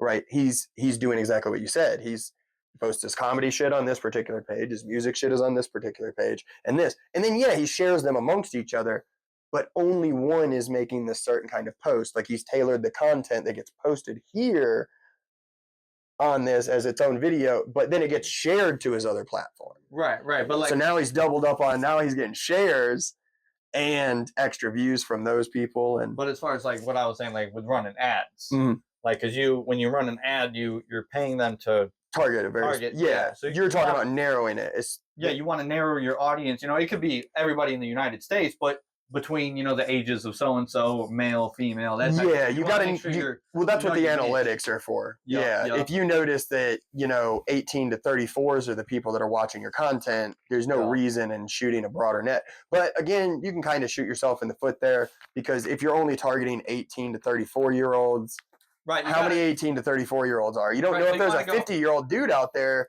that probably has more money than these 34-year-olds, and you're missing out on a fan that would buy a hoodie because he's fucking got a job. Or he's retired. Right. Here, the 18 to 34-year-olds, I know more 18 to 34-year-olds that are unemployed than not, probably. But yeah. You know what I get mean? what you're saying. Like, but So, that's one thing I was like, I didn't think about. I think the niching down is good when you're doing a show. So like for the Harvey House show on the 14th, you target the Constantine area. Right. So maybe you'll get a new fan on Facebook watching your Facebook content that is also going to attend a show because, this is at the Harvey House, and they never even knew. Real quick. March 1st, Harvey House, Constantine, Michigan is going down. March Rapness. We got Dreams and Bracks on the show. We got Scrap. We got myself. We got Epidemic, Nikki No Love, Cash Makes Music, the whole Michiana Boys, TKDM, Low Key, CJ, all of them. We're coming out, man. Pop Out's going to be fire. So I had to get that. No, you're good. I love that shit. That was one of my favorite videos when I recorded Potopia and I did those like promo videos and shit. Was your little excerpt for Featherbone Fright Night. Still on my YouTube. Yup. Never gonna delete it. Doesn't even need to be there anymore if you think about it, because nobody can ever attend the Featherbone show. No. Do you do one every year on Halloween? I don't know. I mean, that was the first year. I kind of learned from it. Maybe not at the Featherbone, only because it was so cold outside. And it's an outside venue. Well, I mean, you could see if they'll let you bring more of those propane tanks. Be more prepared. I mean, yeah, but it depends. Bring one of those fucking contractor fucking heaters, just blowing heat at people. Yeah, we call this the heat wave. Come stand over here, baby. But no, I do love Halloween. I do love putting together Halloween shows, and I'd definitely love to do more in the future. One this year would be dope. I don't know exactly where, when exactly it'll be, but I plan on trying to attempt to get one going this year. Oh, hell yeah. Featherbone Fright Night, motherfuckers. Part two. Are your brain and your heart still beefing? I think we're working it out pretty good, Yeah. I mean, it's a constant battle, but there's good days, bad days, Kind of like Palestine and Israel. Kind of like Palestine and Israel, yeah. A lot of people, you read the comments. I went off, man. That was so fun. That was so much fun. Like you were talking about earlier, you love watching people go crazy. Yeah, when I heard the line, I was like, oof, I know if this song gets big, people are not going to like that. People are hateful. Because I said the name. Well, that's it. They don't listen. Yeah, exactly. It's strictly just because you're speaking on something you don't know nothing about. It's like, first of all, don't tell me what I do and don't know. Anybody can freaking look up. They're clearly beefing. Yeah, they're clearly beefing. And that is again, like I said, it was a reaction. And honestly, that's why that line really sticks out to me, is because I was like, oh, maybe he isn't the guy that should speak on something like that. I'm like sitting here like, why the fuck did I think that? Like, That's am I a what Karen? wanted you to think. Like, am I a Karen? Am I a Karen deep down? Like All because I said a name. I said two names that happened to be beefing. It was a good analogy. And I never even said anything about why they were beefing. I never said anything in regards to either side. Yeah. All I said was that my brain and heart were beefing in a similar fashion to the way Israel and Palestine are beefing. Right. It's a very tumultuous, thing going on, and that's what happens. Apparently, Your brain and apparently heart, every now and then his, heart rapes his brain and his brain rapes his heart. It happens, man. It happens. You can't help it.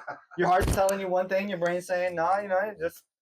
Oh man, this gets big. I'm gonna get flagged. I shouldn't ask that question. I knew it was gonna lead to that. No, I'm over here making jokes about, like, I don't know. We're not gonna get political, but if either side is raping the other side's women, you're a piece of shit. I don't care who you are. I don't care who the fuck you are.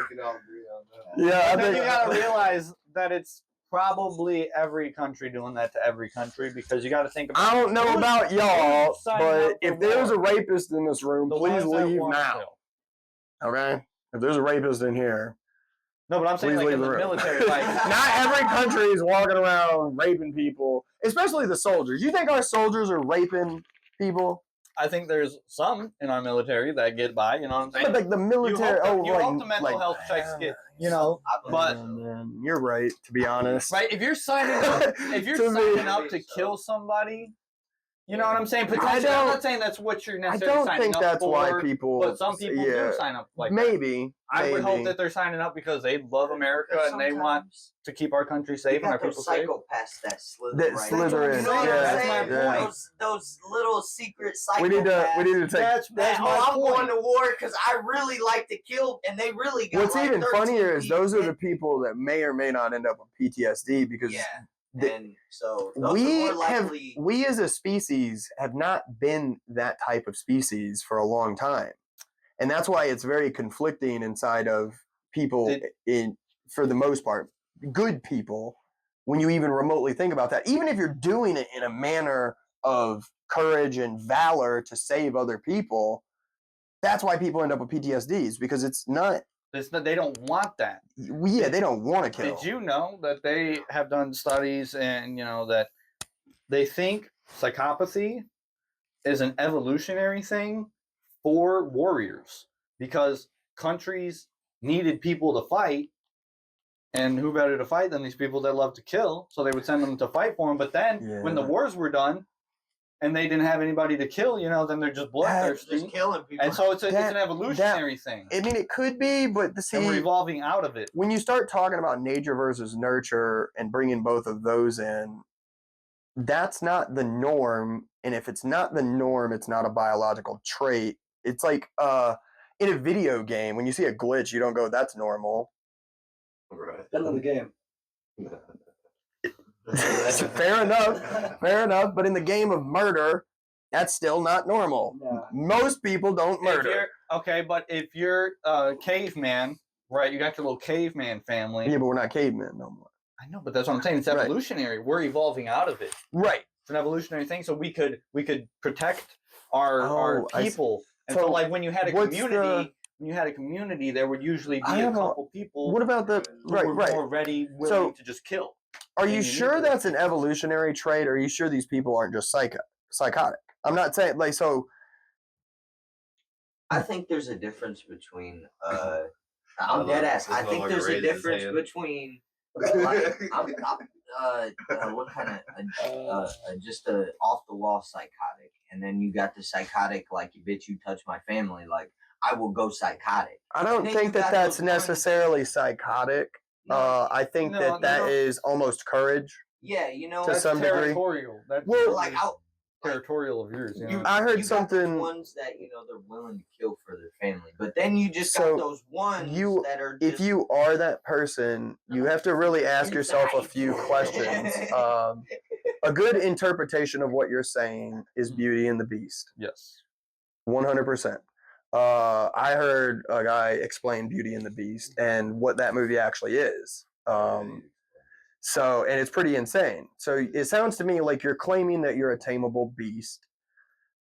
And the only way you can actually truly be that is if you, in the regards of this metaphor, get rid of all of the negative things about you and you turn them into positive traits, right? Because like the embodiment of a prince himself is to be fully for the people, blah, blah, blah, blah, blah. The King Arthur story, right? You know?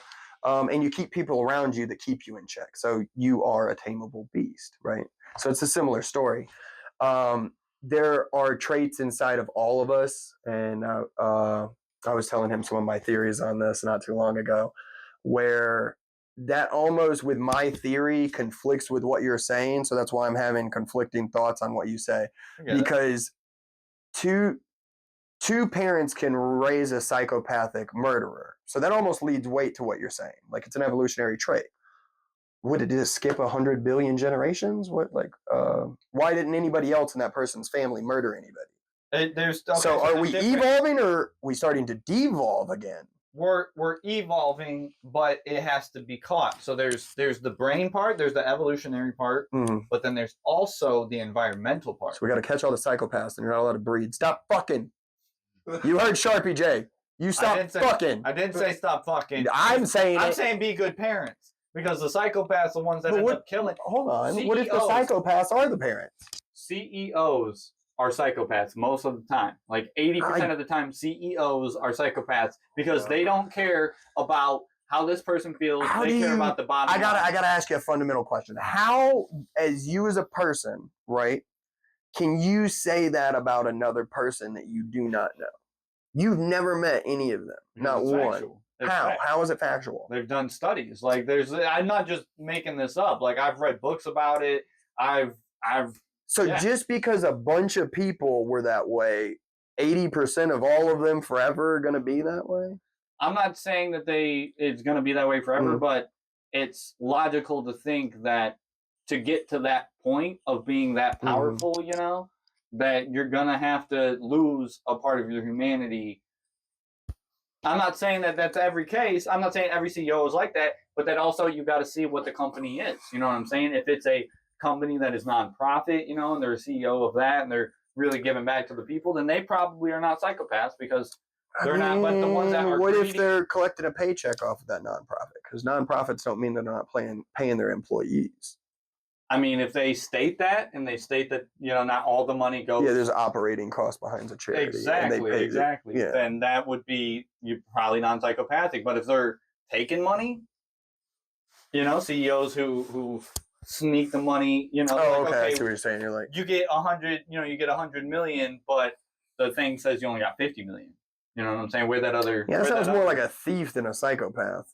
But aren't they psychopaths? If you don't care about the money that like the people that money was going towards to help or whatever, you know what I'm saying? I'm gonna go with no. I don't think thieves are psychopaths. What if that money went towards like, you know, some like legitimate medicine type shit that people needed, and then like you had like 50 people die because they didn't get that, and then you know this medicine they needed at this time. You know what he's talking about? You know what I'm saying? And you're lying to he's the talking people about saying, talking about Manzioni. Yeah, he shot that motherfucker. Like, no, we don't promote violence. No, we just no, but definitely, you know, we don't promote corruption either. So if you're not corrupt, you're not a psychopath. Good for you. Yeah, I'm not of the. I can't do that. All types. Well, look at it this way. Say you by next year your company is successful. Yep.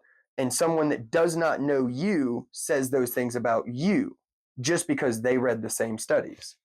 They don't know your intent. They don't know your bank account. They don't know none of this stuff. Right. Now, I agree with what you're referring to because I caught your drift. That's shady. When people are doing shady practices, things need to be looked into. But again, I don't believe 80% of CEOs are bad. I think 80% of poor people hate 80% of CEOs, and those are probably the people that got surveyed and studied. I'll be honest. I don't know. Not the CEOs 80% was the themselves. exact number, but it was a high enough number that it's like, damn, crazy. But you got to think about it. Oh, like, you got to be able to fire people and not care money about is their the lives. root of all evil. Is it going to attract the bad actors? Absolutely. I'm not naive. I'm not saying I don't agree with what you're saying to some extent, you know. But Think about 100. Who? Puff. Think about Puff. He was a big CEO of. Yeah, of but a lot of labels to be and- completely honest, he never should have made it to a billionaire status. He should have been Never taken made it out where he a is. long time. Yeah. But because he was a psychopath, he was able. I don't think to it was that. I think connive because people, he was everybody able to- around him was also psychopathic, Yeah. and he provided a certain level of, I will do as much for you as I possibly can as long as you follow my kingship. Right? Think about it. He was like, yeah, obviously he did lots of That horrible was a shit, big but he was a whack. king, Or he Right? was whack. you know? Yeah. Somebody else along the same lines, Donald Trump. I'd say he's a king, right? I'd say he's A modern I'd day say king. I'd say He's got so borderline many psycho- people. I'd say he's a borderline psychopath. I don't think that If he he's could- if he could- psychopathic. I think if he that could drop a bomb on a country, I'm not saying that he's done that. I mean, he has done that because he's we fucking- absolutely. right. But hold on.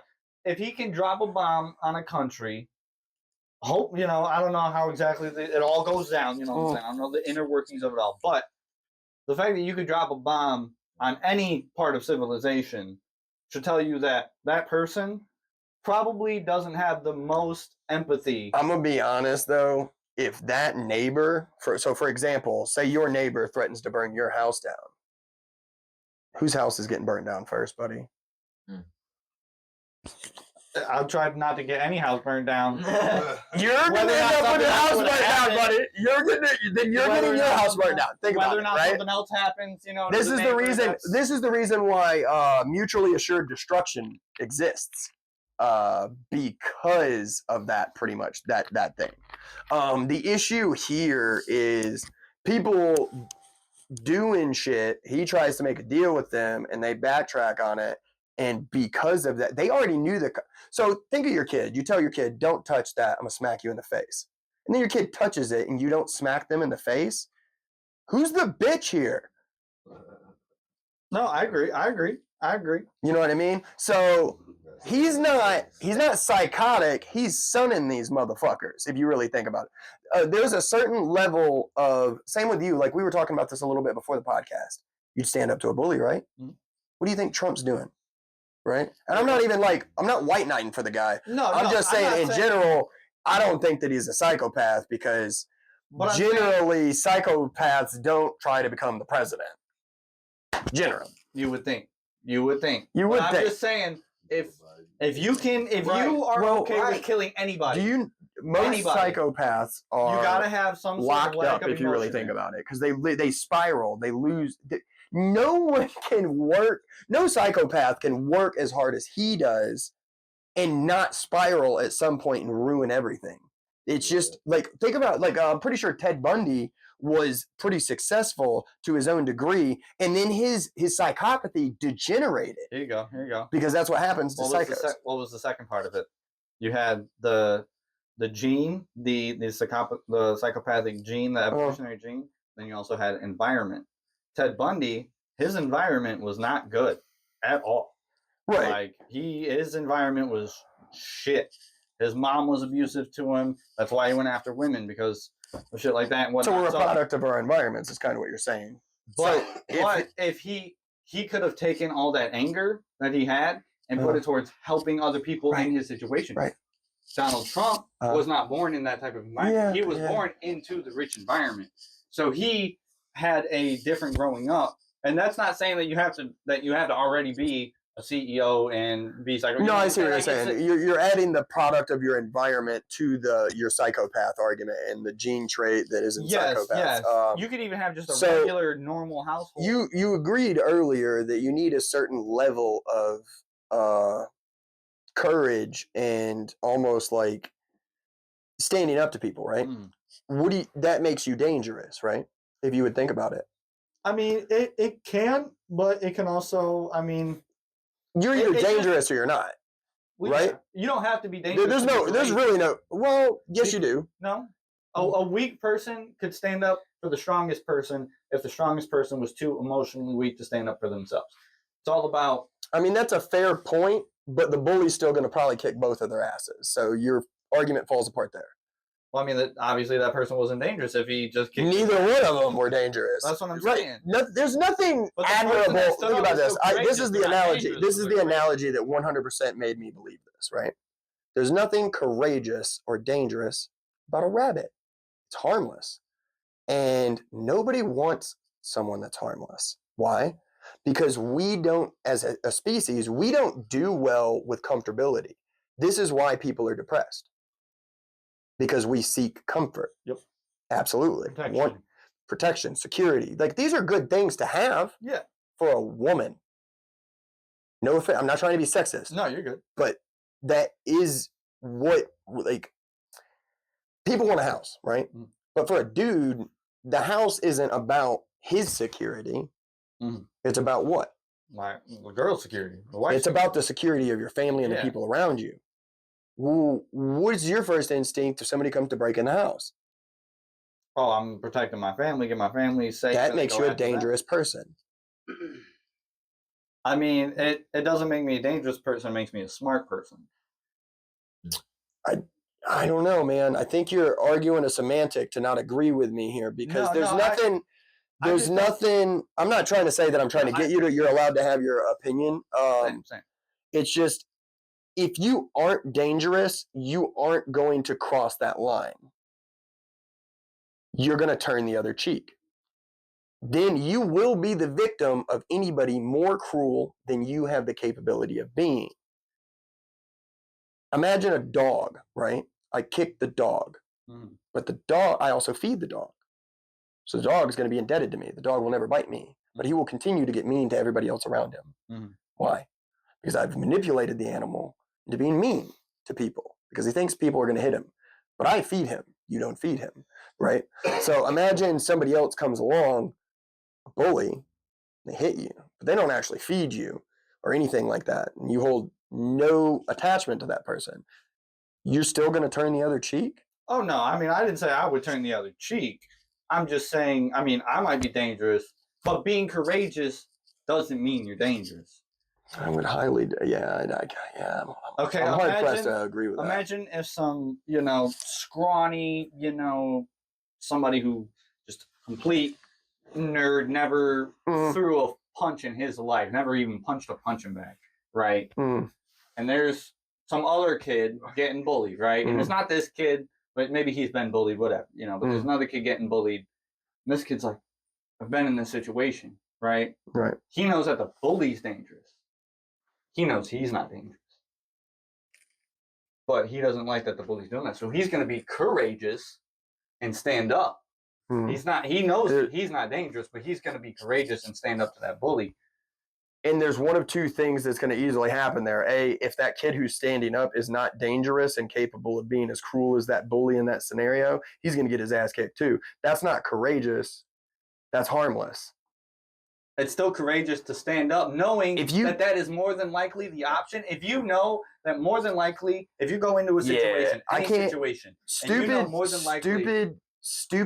stupidity mixed with courageousness is definitely a path to obviously hell for the kid standing up to the bully. For sure. I'm not saying that is a great... So if you use that, like, I would never tell the scrawny nerdy kid, like, not to stand up. Right. But what can he do to make himself dangerous to where when he does stand up, a weapon in that case? Well, I'm not saying that, but so like, for example, the kid that's getting his ass kicked is most likely, if he never stands up for himself, he's most likely the guy that's coming back and becoming a school shooter. Exactly. That I was just about to say that. Same with the scrawny kid. If he stands up and then gets his ass kicked, and that, again, like you said, just because you're dangerous doesn't necessarily make you courageous. Shooting up a school full of kids would make you dangerous, but at the same time, having a gun doesn't make you dangerous, technically. You are hiding behind a shell of something that makes you feel that courage and that capability. Yeah. And then it also comes back to... So, ipso facto, you're weak. any school shooter is a weak individual. They are a 100%. rabbit. They are a rabbit that found a gun. Yeah. They are basically Bugs Bunny who smacked the shit out of Elmer Fudd and said, fuck it, I'm shooting you. They were not dangerous, and they wanted to be dangerous, so they got a fake. I never even really thought about that with Right. the way like harmless like Bugs Bunny. Like I guess it in some regard like Bugs Bunny never really harmed Elmer Fudd and he just dealt with the bully in his own way. That's what I'm saying. Like it's not. It's like I totally I agree with what you're saying. Like in the sense of like you would probably be a dangerous person if you're going to stand up, but you don't have to be. You don't have to be. Anybody could stand up. Anybody can be courageous. But if you're dangerous and courageous, that's when you got a good mix, because then you can. Right. I definitely agree with. I'm not saying you I don't know. I definitely think that most dudes would do well with being 100% dangerous. The only reason I say that is I'm not saying go jump off a fucking cliff or, do dangerous acts or even be an asshole to people. So like, for example, like Joe Rogan, I would call him a dangerous dude. 100%. Nobody wants to fuck with him. And if they do, it's on even ground, right? But same with Mike Tyson. It's a dangerous man. Mm-hmm. But I would also probably call them cuddly dudes. Yeah. Yeah. You're right. There is a certain level of mix. The tameable beast. Just because you can destroy somebody doesn't necessarily mean you should. Exactly. But you should always be very clear that you can. And if you can't, you're just a rabbit. You're harmless. You know what you're saying. Yeah. And being harmless is not courageous. No, not at all. No. So if you're a harmless... You could be harmless and do something. That's bad. You could be harmless and do something courageous. For sure. You can have courage. I'm not saying... I guess maybe that's... Yeah. I mean, I'll go skydiving. Right. I think most kids would go skydiving. I mean, but most kids ain't going to punch their bully in the face. I feel like that comes back to how you're raised, depending on why and how you're punching the bully in the face. Yeah, for sure. It's a philosophical question. Do you mind if we take a break real quick and I use the bathroom? Oh yeah, go ahead. We're gonna edit this part out. Completely like ignorant or like just heartless or something. You know what I'm saying? And like, yeah, you gotta. I know I'm not that person, and that's like, well, we're Well, hopefully, my little bit of heartlessness and candor helps you get out of your shell there. No, it does. It does. I feel very comfortable. That's why you got me talking a lot, so I'm good. Well, I'm a say what's on your mind kind of person, and again, that can sometimes come across a certain way. I get that. And a lot of people would probably say I'm a heartless bastard. But to be honest, I'm not. Right. I know. I'm not. It's just I'm not. I don't have sympathy for people I don't know, to be completely honest. That may sound weird, but that's also the same reason I don't hate rich people, because they have more money than me. And most poor people hate rich people. Guess what? I don't like most poor people. I don't like most poor people or rich people. I don't even mean to say, I don't mean that in the wrong way. I just mean that a lot of, I don't even know any rich people, so right. I can't judge them. I know a lot of poor people, and I'm not saying you should judge people, but I'm just saying the way a lot of certain people of a certain class act are a certain kind of way. Not everybody. Again, that's not an across the board thing. I know there's lots of gray areas in life. I'm a pretty gray person myself. I feel like everybody needs to learn to speak their mind, because now we suss out the idiots. Because you can really suss out a dummy once they start talking for more than 30 minutes. I've realized I feel like as a kid, a young teen, or when I was a teen and younger, I would just talk. Not really thinking about the things I was saying, how I was saying it. And as I've gotten older, I've learned that it's something you kind of just learn with wisdom as you get older. Is that it's better to listen a lot of times. I think I learned recently that most people aren't actually conscious. We think that we are, because we look at, we're aware as consciousness. If you really think about it, most people aren't really aware. I get that. You know what I mean? They're not. Like, a lot of things are mindless. You know how I can tell that? When somebody's driving on the highway and they are riding somebody's ass. They're not aware of everybody around them. They're trying to get where they're going as quickly as possible with no regard to anybody around them. They are not aware that they are not a fucking main character. Mm-hmm. You gotta be aware of yourself. I understand what you're saying. Self-awareness is, I think, something that some people don't have, which causes them to lack the awareness that other people exist. Mm-hmm. You know, that's why you can get scenarios where there's somebody driving in the left lane at the exact same speed as the person in the right lane, and there's a line of traffic behind that person in the left lane, and he's not moving. Why is that? Because he doesn't know that you're there. He has not looked in his rear view. He has not checked his mirrors. He's just cruising. Put his car in cruise control. He's doing this. Mm-hmm. NPCing. Yeah. No, he's main charactering because he's holding up all the other people. Right? I guess. He's main character. How many times? And it- Hold on. How many times have you played GTA 5 and you've been driving on the highway going fast, and all of a sudden one of those people pull over and go 60 and 70? Yeah, okay. You know that's fair enough. NPC. Right, fair enough. Fair enough. Mission. You But are the main character. how many of Yeah. those NPCs in the game actually obey the rules of the road, and you're actually the asshole because you don't? But you're the main character. Think about how many True. main characters, Right. detectives, So and people in now car chases. apply that to what we're saying. The guy on the highway holding everybody up, he's not applying to the rules of the road, so he's the main character.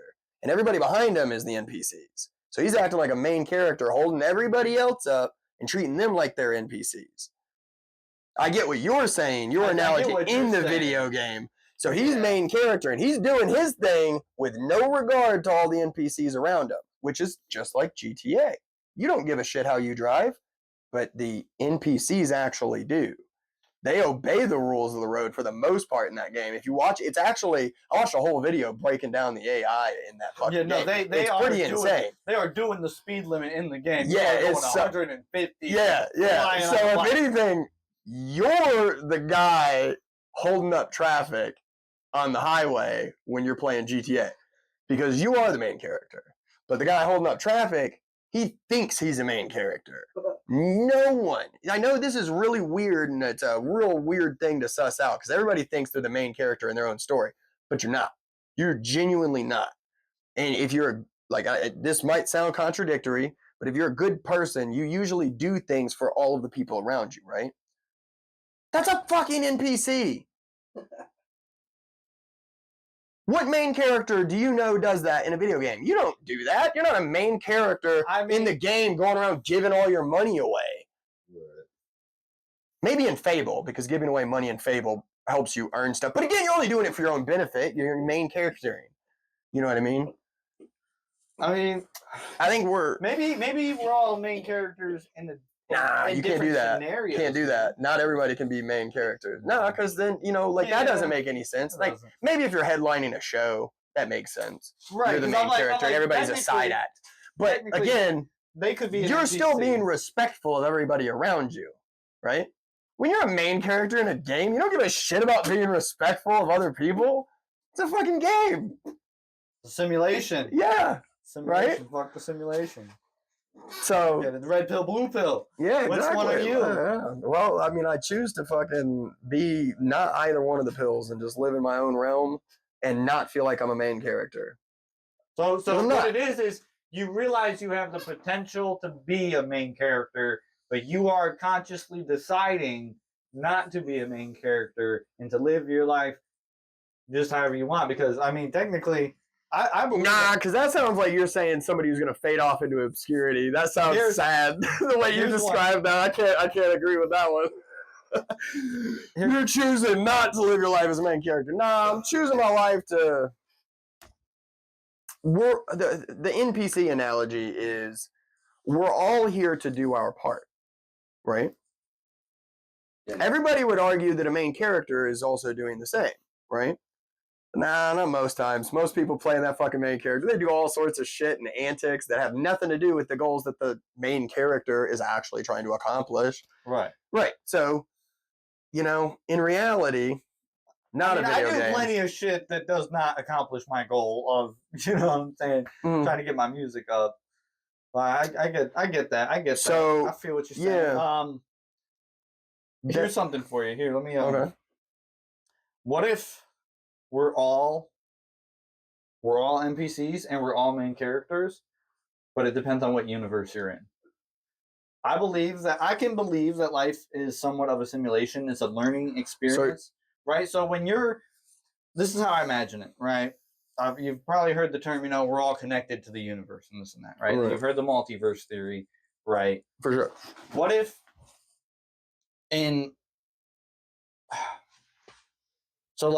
basically the universe is running the simulation, and since there's all these multiverse, you're conscious main character in one of the multiverses. What happened? Right? And then your consciousness that's connected to that is then transferred into every other multiverse. I already don't like where this is going because I said we were all NPCs, so am I the NPC now and you're the main character in this world? I don't know. I don't like that thought. I don't know. That's very conflicting. I get that, right? I see what you're saying. No, I've had that thought. I'm like, am I the NPC? Like, I've had that's that. That's rough. Right. That's a rough thought. Right. You're just here. You basically you manifest. That's right? good for you to You're believe telling that. the I like that simulation- because we could all be NPCs and Sharpie J could be the one main character in the world because this is his story and he came up with the theory.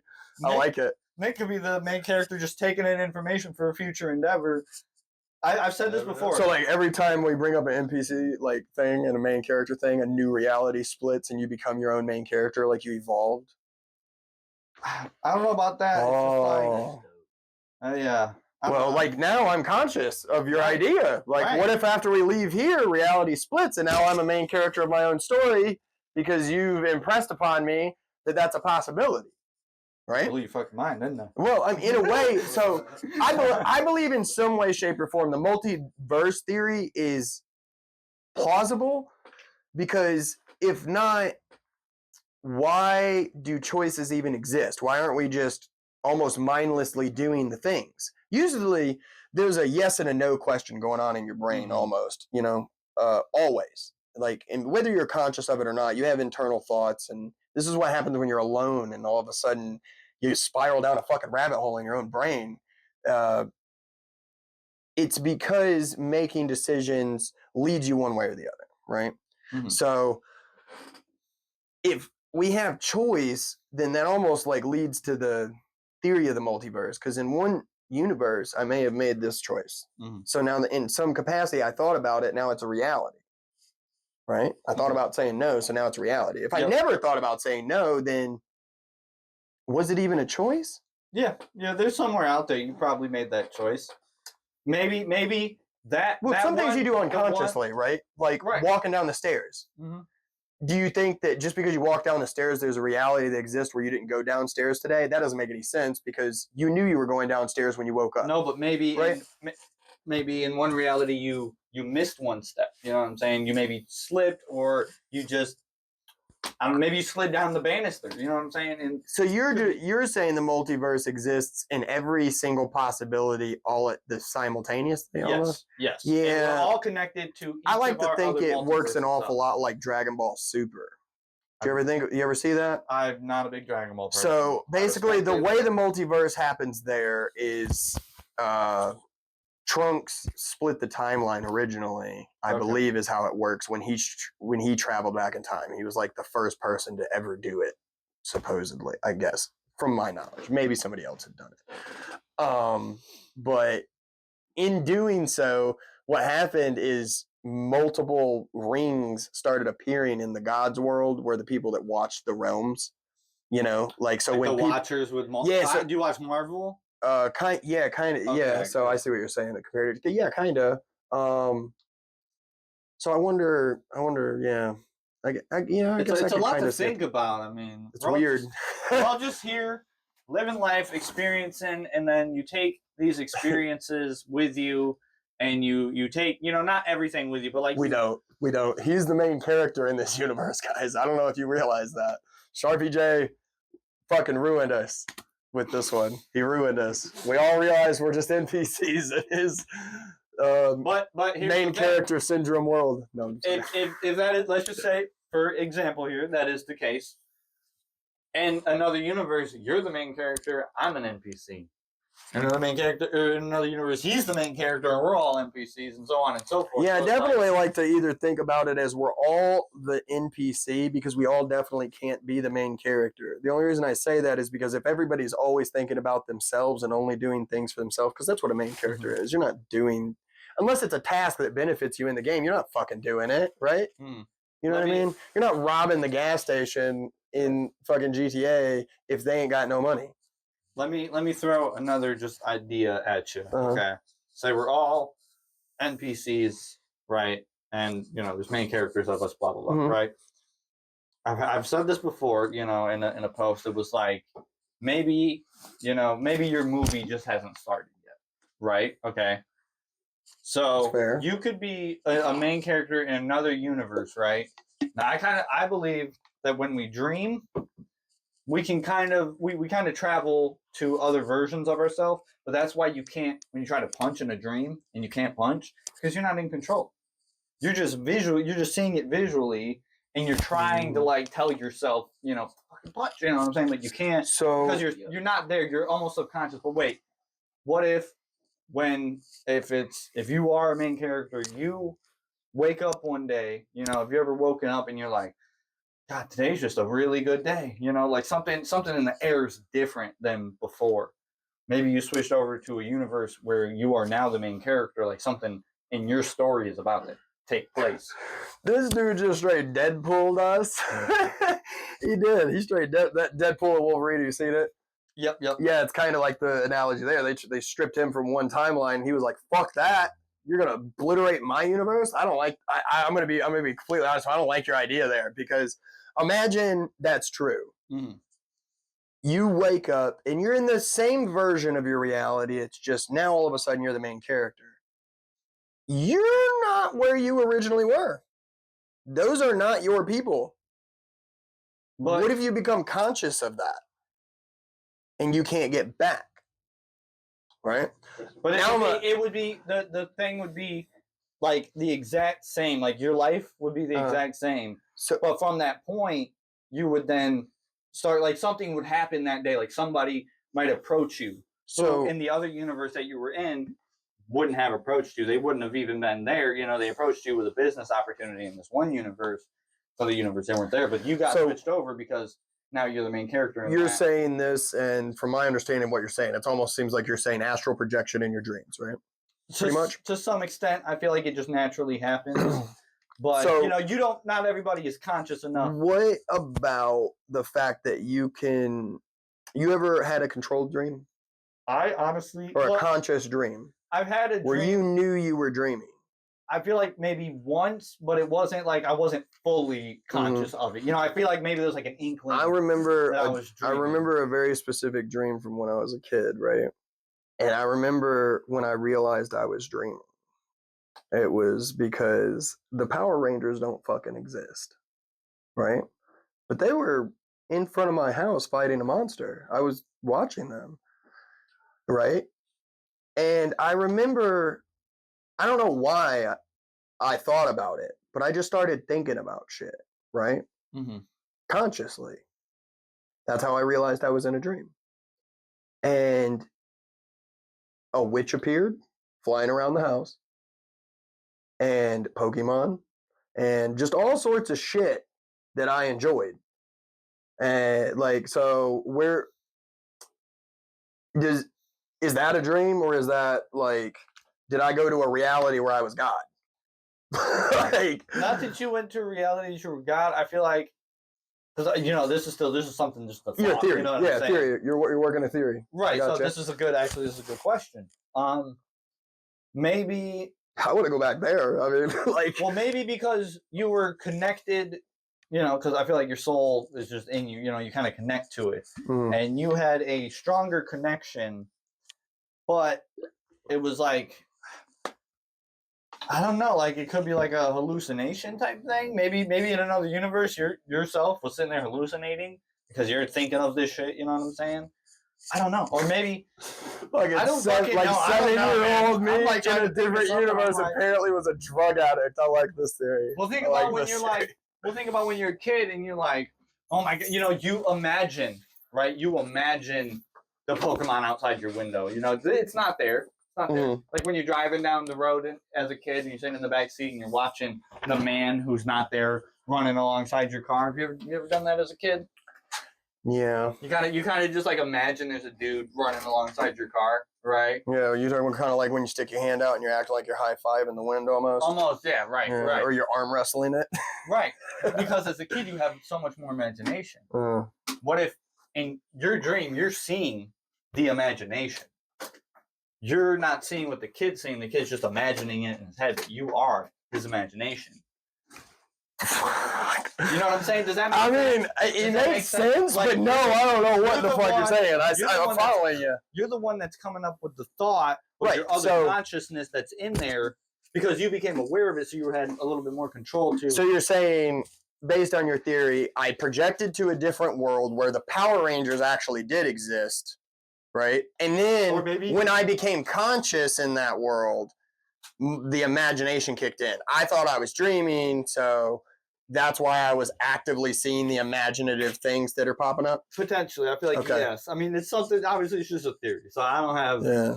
But it's just something to think about. But yeah, that's why I said the Power Rangers have to exist there, because when I became conscious, they were already there. Maybe they were filming. You know what I it. mean? Maybe they were filming a scene. Oh there. shit! I Could don't know. have been. Could have Could've been been. That's anything. like a good thought. I'm gonna let this dude, if my kiddos are. Put me in charge of something. You're gonna do great, man. I won't give you too. Well, I mean, you guys could just chat and whatnot. After this, though, is any of y'all down to go get food? I am fucking I ain't gonna lie. I was starving. gonna grab a pizza before everybody started showing up, and I totally spaced it. I was thinking about. I want to stop at Sweetwater for some donuts. There's a Oh, Taco Bell right there. And I gotta. I don't know if anyone else is down for that, but I haven't eaten fucking dog shit all day. Oh, that's not good. And I woke up and got fed some fucking breakfast. I was like, Yeah. I'm fucking with this. It takes me a minute to get out of bed on the weekends. I'm like fucking sleeping in. Fun. I got Got up. an hour and a half of sleep last night. Damn, bro. It's worth it sometimes. We went out to this Italian restaurant for my girlfriend's sister's wedding and Yeah. fucking had a drink or so, but South Bend. So it's like we can get back to like 11. Fucking whooped. Sorry about that. I hadn't heard them at all. So I'm like, they're either conked out or they're dead. So yeah, they were freaking out when I freaking went up there to get those. So oh yeah, when I went up there to get the thing for this, I had heard them up there screaming at each other, and it's like, no, that's right. and they're sleeping. So So what happens before they sleep? You know what to do? so just before we Wrap up. I mean, we don't. I mean, it's up to you if you really want to wrap up. I don't mind No, I don't care. editing and whatnot, and I don't Yeah, even if really you wanna- care how long the podcasts are. But this was a section of hot ones that I always enjoyed. So I thought that we would do it here on the podcast and make it a Okay. bit of a thing. Okay. So I went through your social media, all right. and I found an old picture, and I wanted to we I wanted you to talk recording about now? it. Yeah, I wanted you to Okay. talk about it. Okay, Sharpie J and Tech 9. Yep. I went to see Tech 9. My brother, him and his girl, they got tickets and they were like, hey man, we're going to see him, this is how much the ticket is, blah blah blah. And we got the VIP. So I got the meet and greet. So I got to meet Tech 9, I got to meet Stevie Stone, Ubiquitous, Chris Calico, and who else Mayday was there? was Mayday there. I don't think Mayday was there. So there were a couple missing. That's why I'm Mhm. trying to remember who all was there. I mean, it was a good chunk. What year? I didn't actually look at the date. I think that might have been 2018, if I remember correctly. I Okay. think the Dark Room was about to drop around that time, or whatnot. But yeah, it was right around that time. It was an awesome show, man. I Yeah, was he's the a VIP. I got like front row, man. I'm dope fucking performer. sitting there just moshing and shit with people, man. You get thrown down, and someone all of a sudden before you even hit the ground, you get thrown right back up, bro. It was crazy. Yeah, That was a good time, man. I went to a show in 2017, and then I think I went to one before they stopped doing shows in 2020. I went to 2 Tech 9 shows.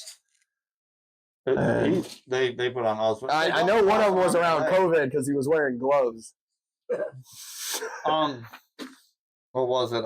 It's funny because I met Ubiquitous Obsessed Crew at this show, but Godimus wasn't there. Mm-hmm. And then a couple years later, I go on tour, Midwest tour with Godimus Obsessed Crew. Yeah. So that was kind of a cool thing that happened. Yeah, me and him followed each other on Instagram until he started scamming people. No, he's. I didn't have a bad experience, but I wasn't doing business with him. I think we like still that. follow each other. I think we still follow each other. I just thought it was real weird when. Yeah, you have to look into it. I know. I was, dude. I was. Tons of people. That's. I mean, there was some shit with the tour that was like. Yeah, I mean, it's just what it was. I wasn't the one like putting together the tour. I helped, but I was just starting out. You know, it was, my buddy hop on tours and stuff. Heck, I know there's a bunch of artists out there where I listened to a podcast with Chris Webby and Echo a while back where they were talking about how Echo got linked up with Chris Webby on tour. Chris Webby's dope. Yeah, he paid like $4,000 to be on the first leg of the tour, and then Webby didn't charge him for the rest of the tour. No, I would love to do something like that. Like I just gotta get the money for that. That's what it all comes back. That's where an investment fucking. Yeah, and that's kind of one of the things I thought about. Like if I ever did get a loan or get so much amount of money, you know, that I would put it into something like that. So, but yeah, this was an awesome experience. Yeah, tech shows are pretty dope. That's for you. You can keep it while we can all sign it and whatnot. Yeah, and actually, you got another one? I got one for him. And then I got one for me, which I will keep in the file for guests and whatnot. So, first actual guest on the podcast. Happy to do it. I hope I've been a good guest. Yeah, no, definitely. We kind of went off on a bit of a strange journey there. I think it was definitely the brain and heart beefing. Is your brain and heart still? And then all of a sudden we got real deep. We did. We got real deep after that. Do you ever intend to write a script for that movie we talked about? Wait, what movie? Oh, God. We talked about, I don't remember if it was like a war movie you were talking about, but we talked about, it was when I filmed that show at that one place. I don't remember which one it was. We met that chick, that weird chick. The one that thought she was prissy bitch. Jackson. My bad. I don't mean to. I shouldn't have said that like that. Yeah. So it'll be in one of the episodes, so it'll pop up again. But I remember at one point we were talking about a script for a movie you had an idea for, and I wanted to bring that up because I thought it'd be neat to talk about your movie idea on the podcast. Dude, I don't. He's like, I'm drawing a blank right now. Yeah, I'm doing my brain. It don't work as good as it should sometimes, man. I got a real bad memory, but it's all movie quotes and lyrics. It's all movie quotes and lyrics. And I mean, I got good ideas for movies. Okay. It just has to be like in the moment. You know what I'm saying? I'm like, I gotta write this down. But let's see, I'm trying to think of like one of my more recent movie ideas. I'm drawing a blank right now, man. I'm sorry. No, you're good, man. It was a random question. I was curious if the particular idea that you had for a while, or it was one of those scenarios where... It was probably, just in the moment. It was like, oh, this would be, a dope movie. I would love to write a movie one day. I don't know about what, but it could be anything. I'd like to maybe do like 3 different movies. There you go. But, that's that Marvel Cinematic Universe working inside your brain on accident. Yeah, we don't have to go down that rabbit hole. Fucking. After like the 10th movie, I'm like, Jesus Christ, I need to wrap this shit up. Oh no, I love it, man. I'm all for the Marvel Cinematic Universe. They not every movie's a hit. Yeah, that's what I'm saying. But the first 10 were pretty fucking bangers. No, so what the hell happened? They were solid. Right, what happened? Oh, we won't get into that conversation because we'll get canceled after the first episode. I will say though, the new we can't cancel something. The new Your Friendly Neighborhood Spider-Man is actually pretty dope. It's different. Norman. So in this universe, it's like the Marvel 616 universe, but instead of Tony Stark finding Spider-Man, Norman Osborn finds Spider-Man. Oh. And it's like this whole. It's actually it's different. It's different from any Spider-Man content I've ever seen, and it's actually really dope. And it's animated too, so that's pretty cool. Alright, I was about to say, you just brought it back. I was like, dude, if they took away, like, I hate that they keep changing fucking Spider-Man. They should have kept it as Andrew Garfield, but I do like Tom Holland. That dude's actually just a really solid actor. No, he is. I was real skeptical, but he played Nathan Drake like a boss. Boss. That movie was so good. I don't know. That movie surprised me. I thought Hollywood can fuck off. Whoever made that movie when it comes to video game movies, that dude's making all the video game movies from now on. Did y'all see Fallout? No. Watch Fallout. The TV show? Yeah. Yeah. It's fucking dope, dude. It's so I good. heard it was okay up to a certain point, and then they started getting real convoluted or something like that. I fucked with it. I fucked with it heavy. I'm excited for the second season. I'm gonna have to check it out. That and then it's not a video game show, but it's a new Or maybe show. I had it the wrong way. Like it started off real rough, but once you made it past the first few episodes, I think that's maybe what it is. Maybe that's what it was. Yeah, because I feel like it kind of starts off a little bit like you're just building the story and Right. still getting a feel of it. Yeah, But the no, Fallout universe is deep. the main guy, I can't think of the actor, but he nails the character. I don't even know much about the Fallout universe, but I know that he nails that character because it's so good. I know. I've never played the games, but I know a lot. But I also know who Timothy Kane is. So Tim Kane is one of the original creators of the Fallout universe, and I came across him on YouTube, and that dude made I don't know, he kind of changed my perspective on how you should retell stories about interactions that you've had with other people. You know what I mean? And if you're doing a scenario where it's crazy that you brought that up because this dude really kind of had a little bit of an impact on me because of the way he tells stories about his past. If you are reiterating a story where you had a confrontation or a disagreement in any way, and you are making yourself the hero of that story, you are most likely the person in the wrong in that story. And I was like, when he said that, I'm sitting there thinking about it, and I'm like, do I fucking do that? Because that makes a lot of sense, you know what I mean, if you really think about it. Because the person that was probably in the right would never even probably bring this story up ever, if you really think about it, because it probably was a disappointment to them, whereas you are kind of white knighting for yourself.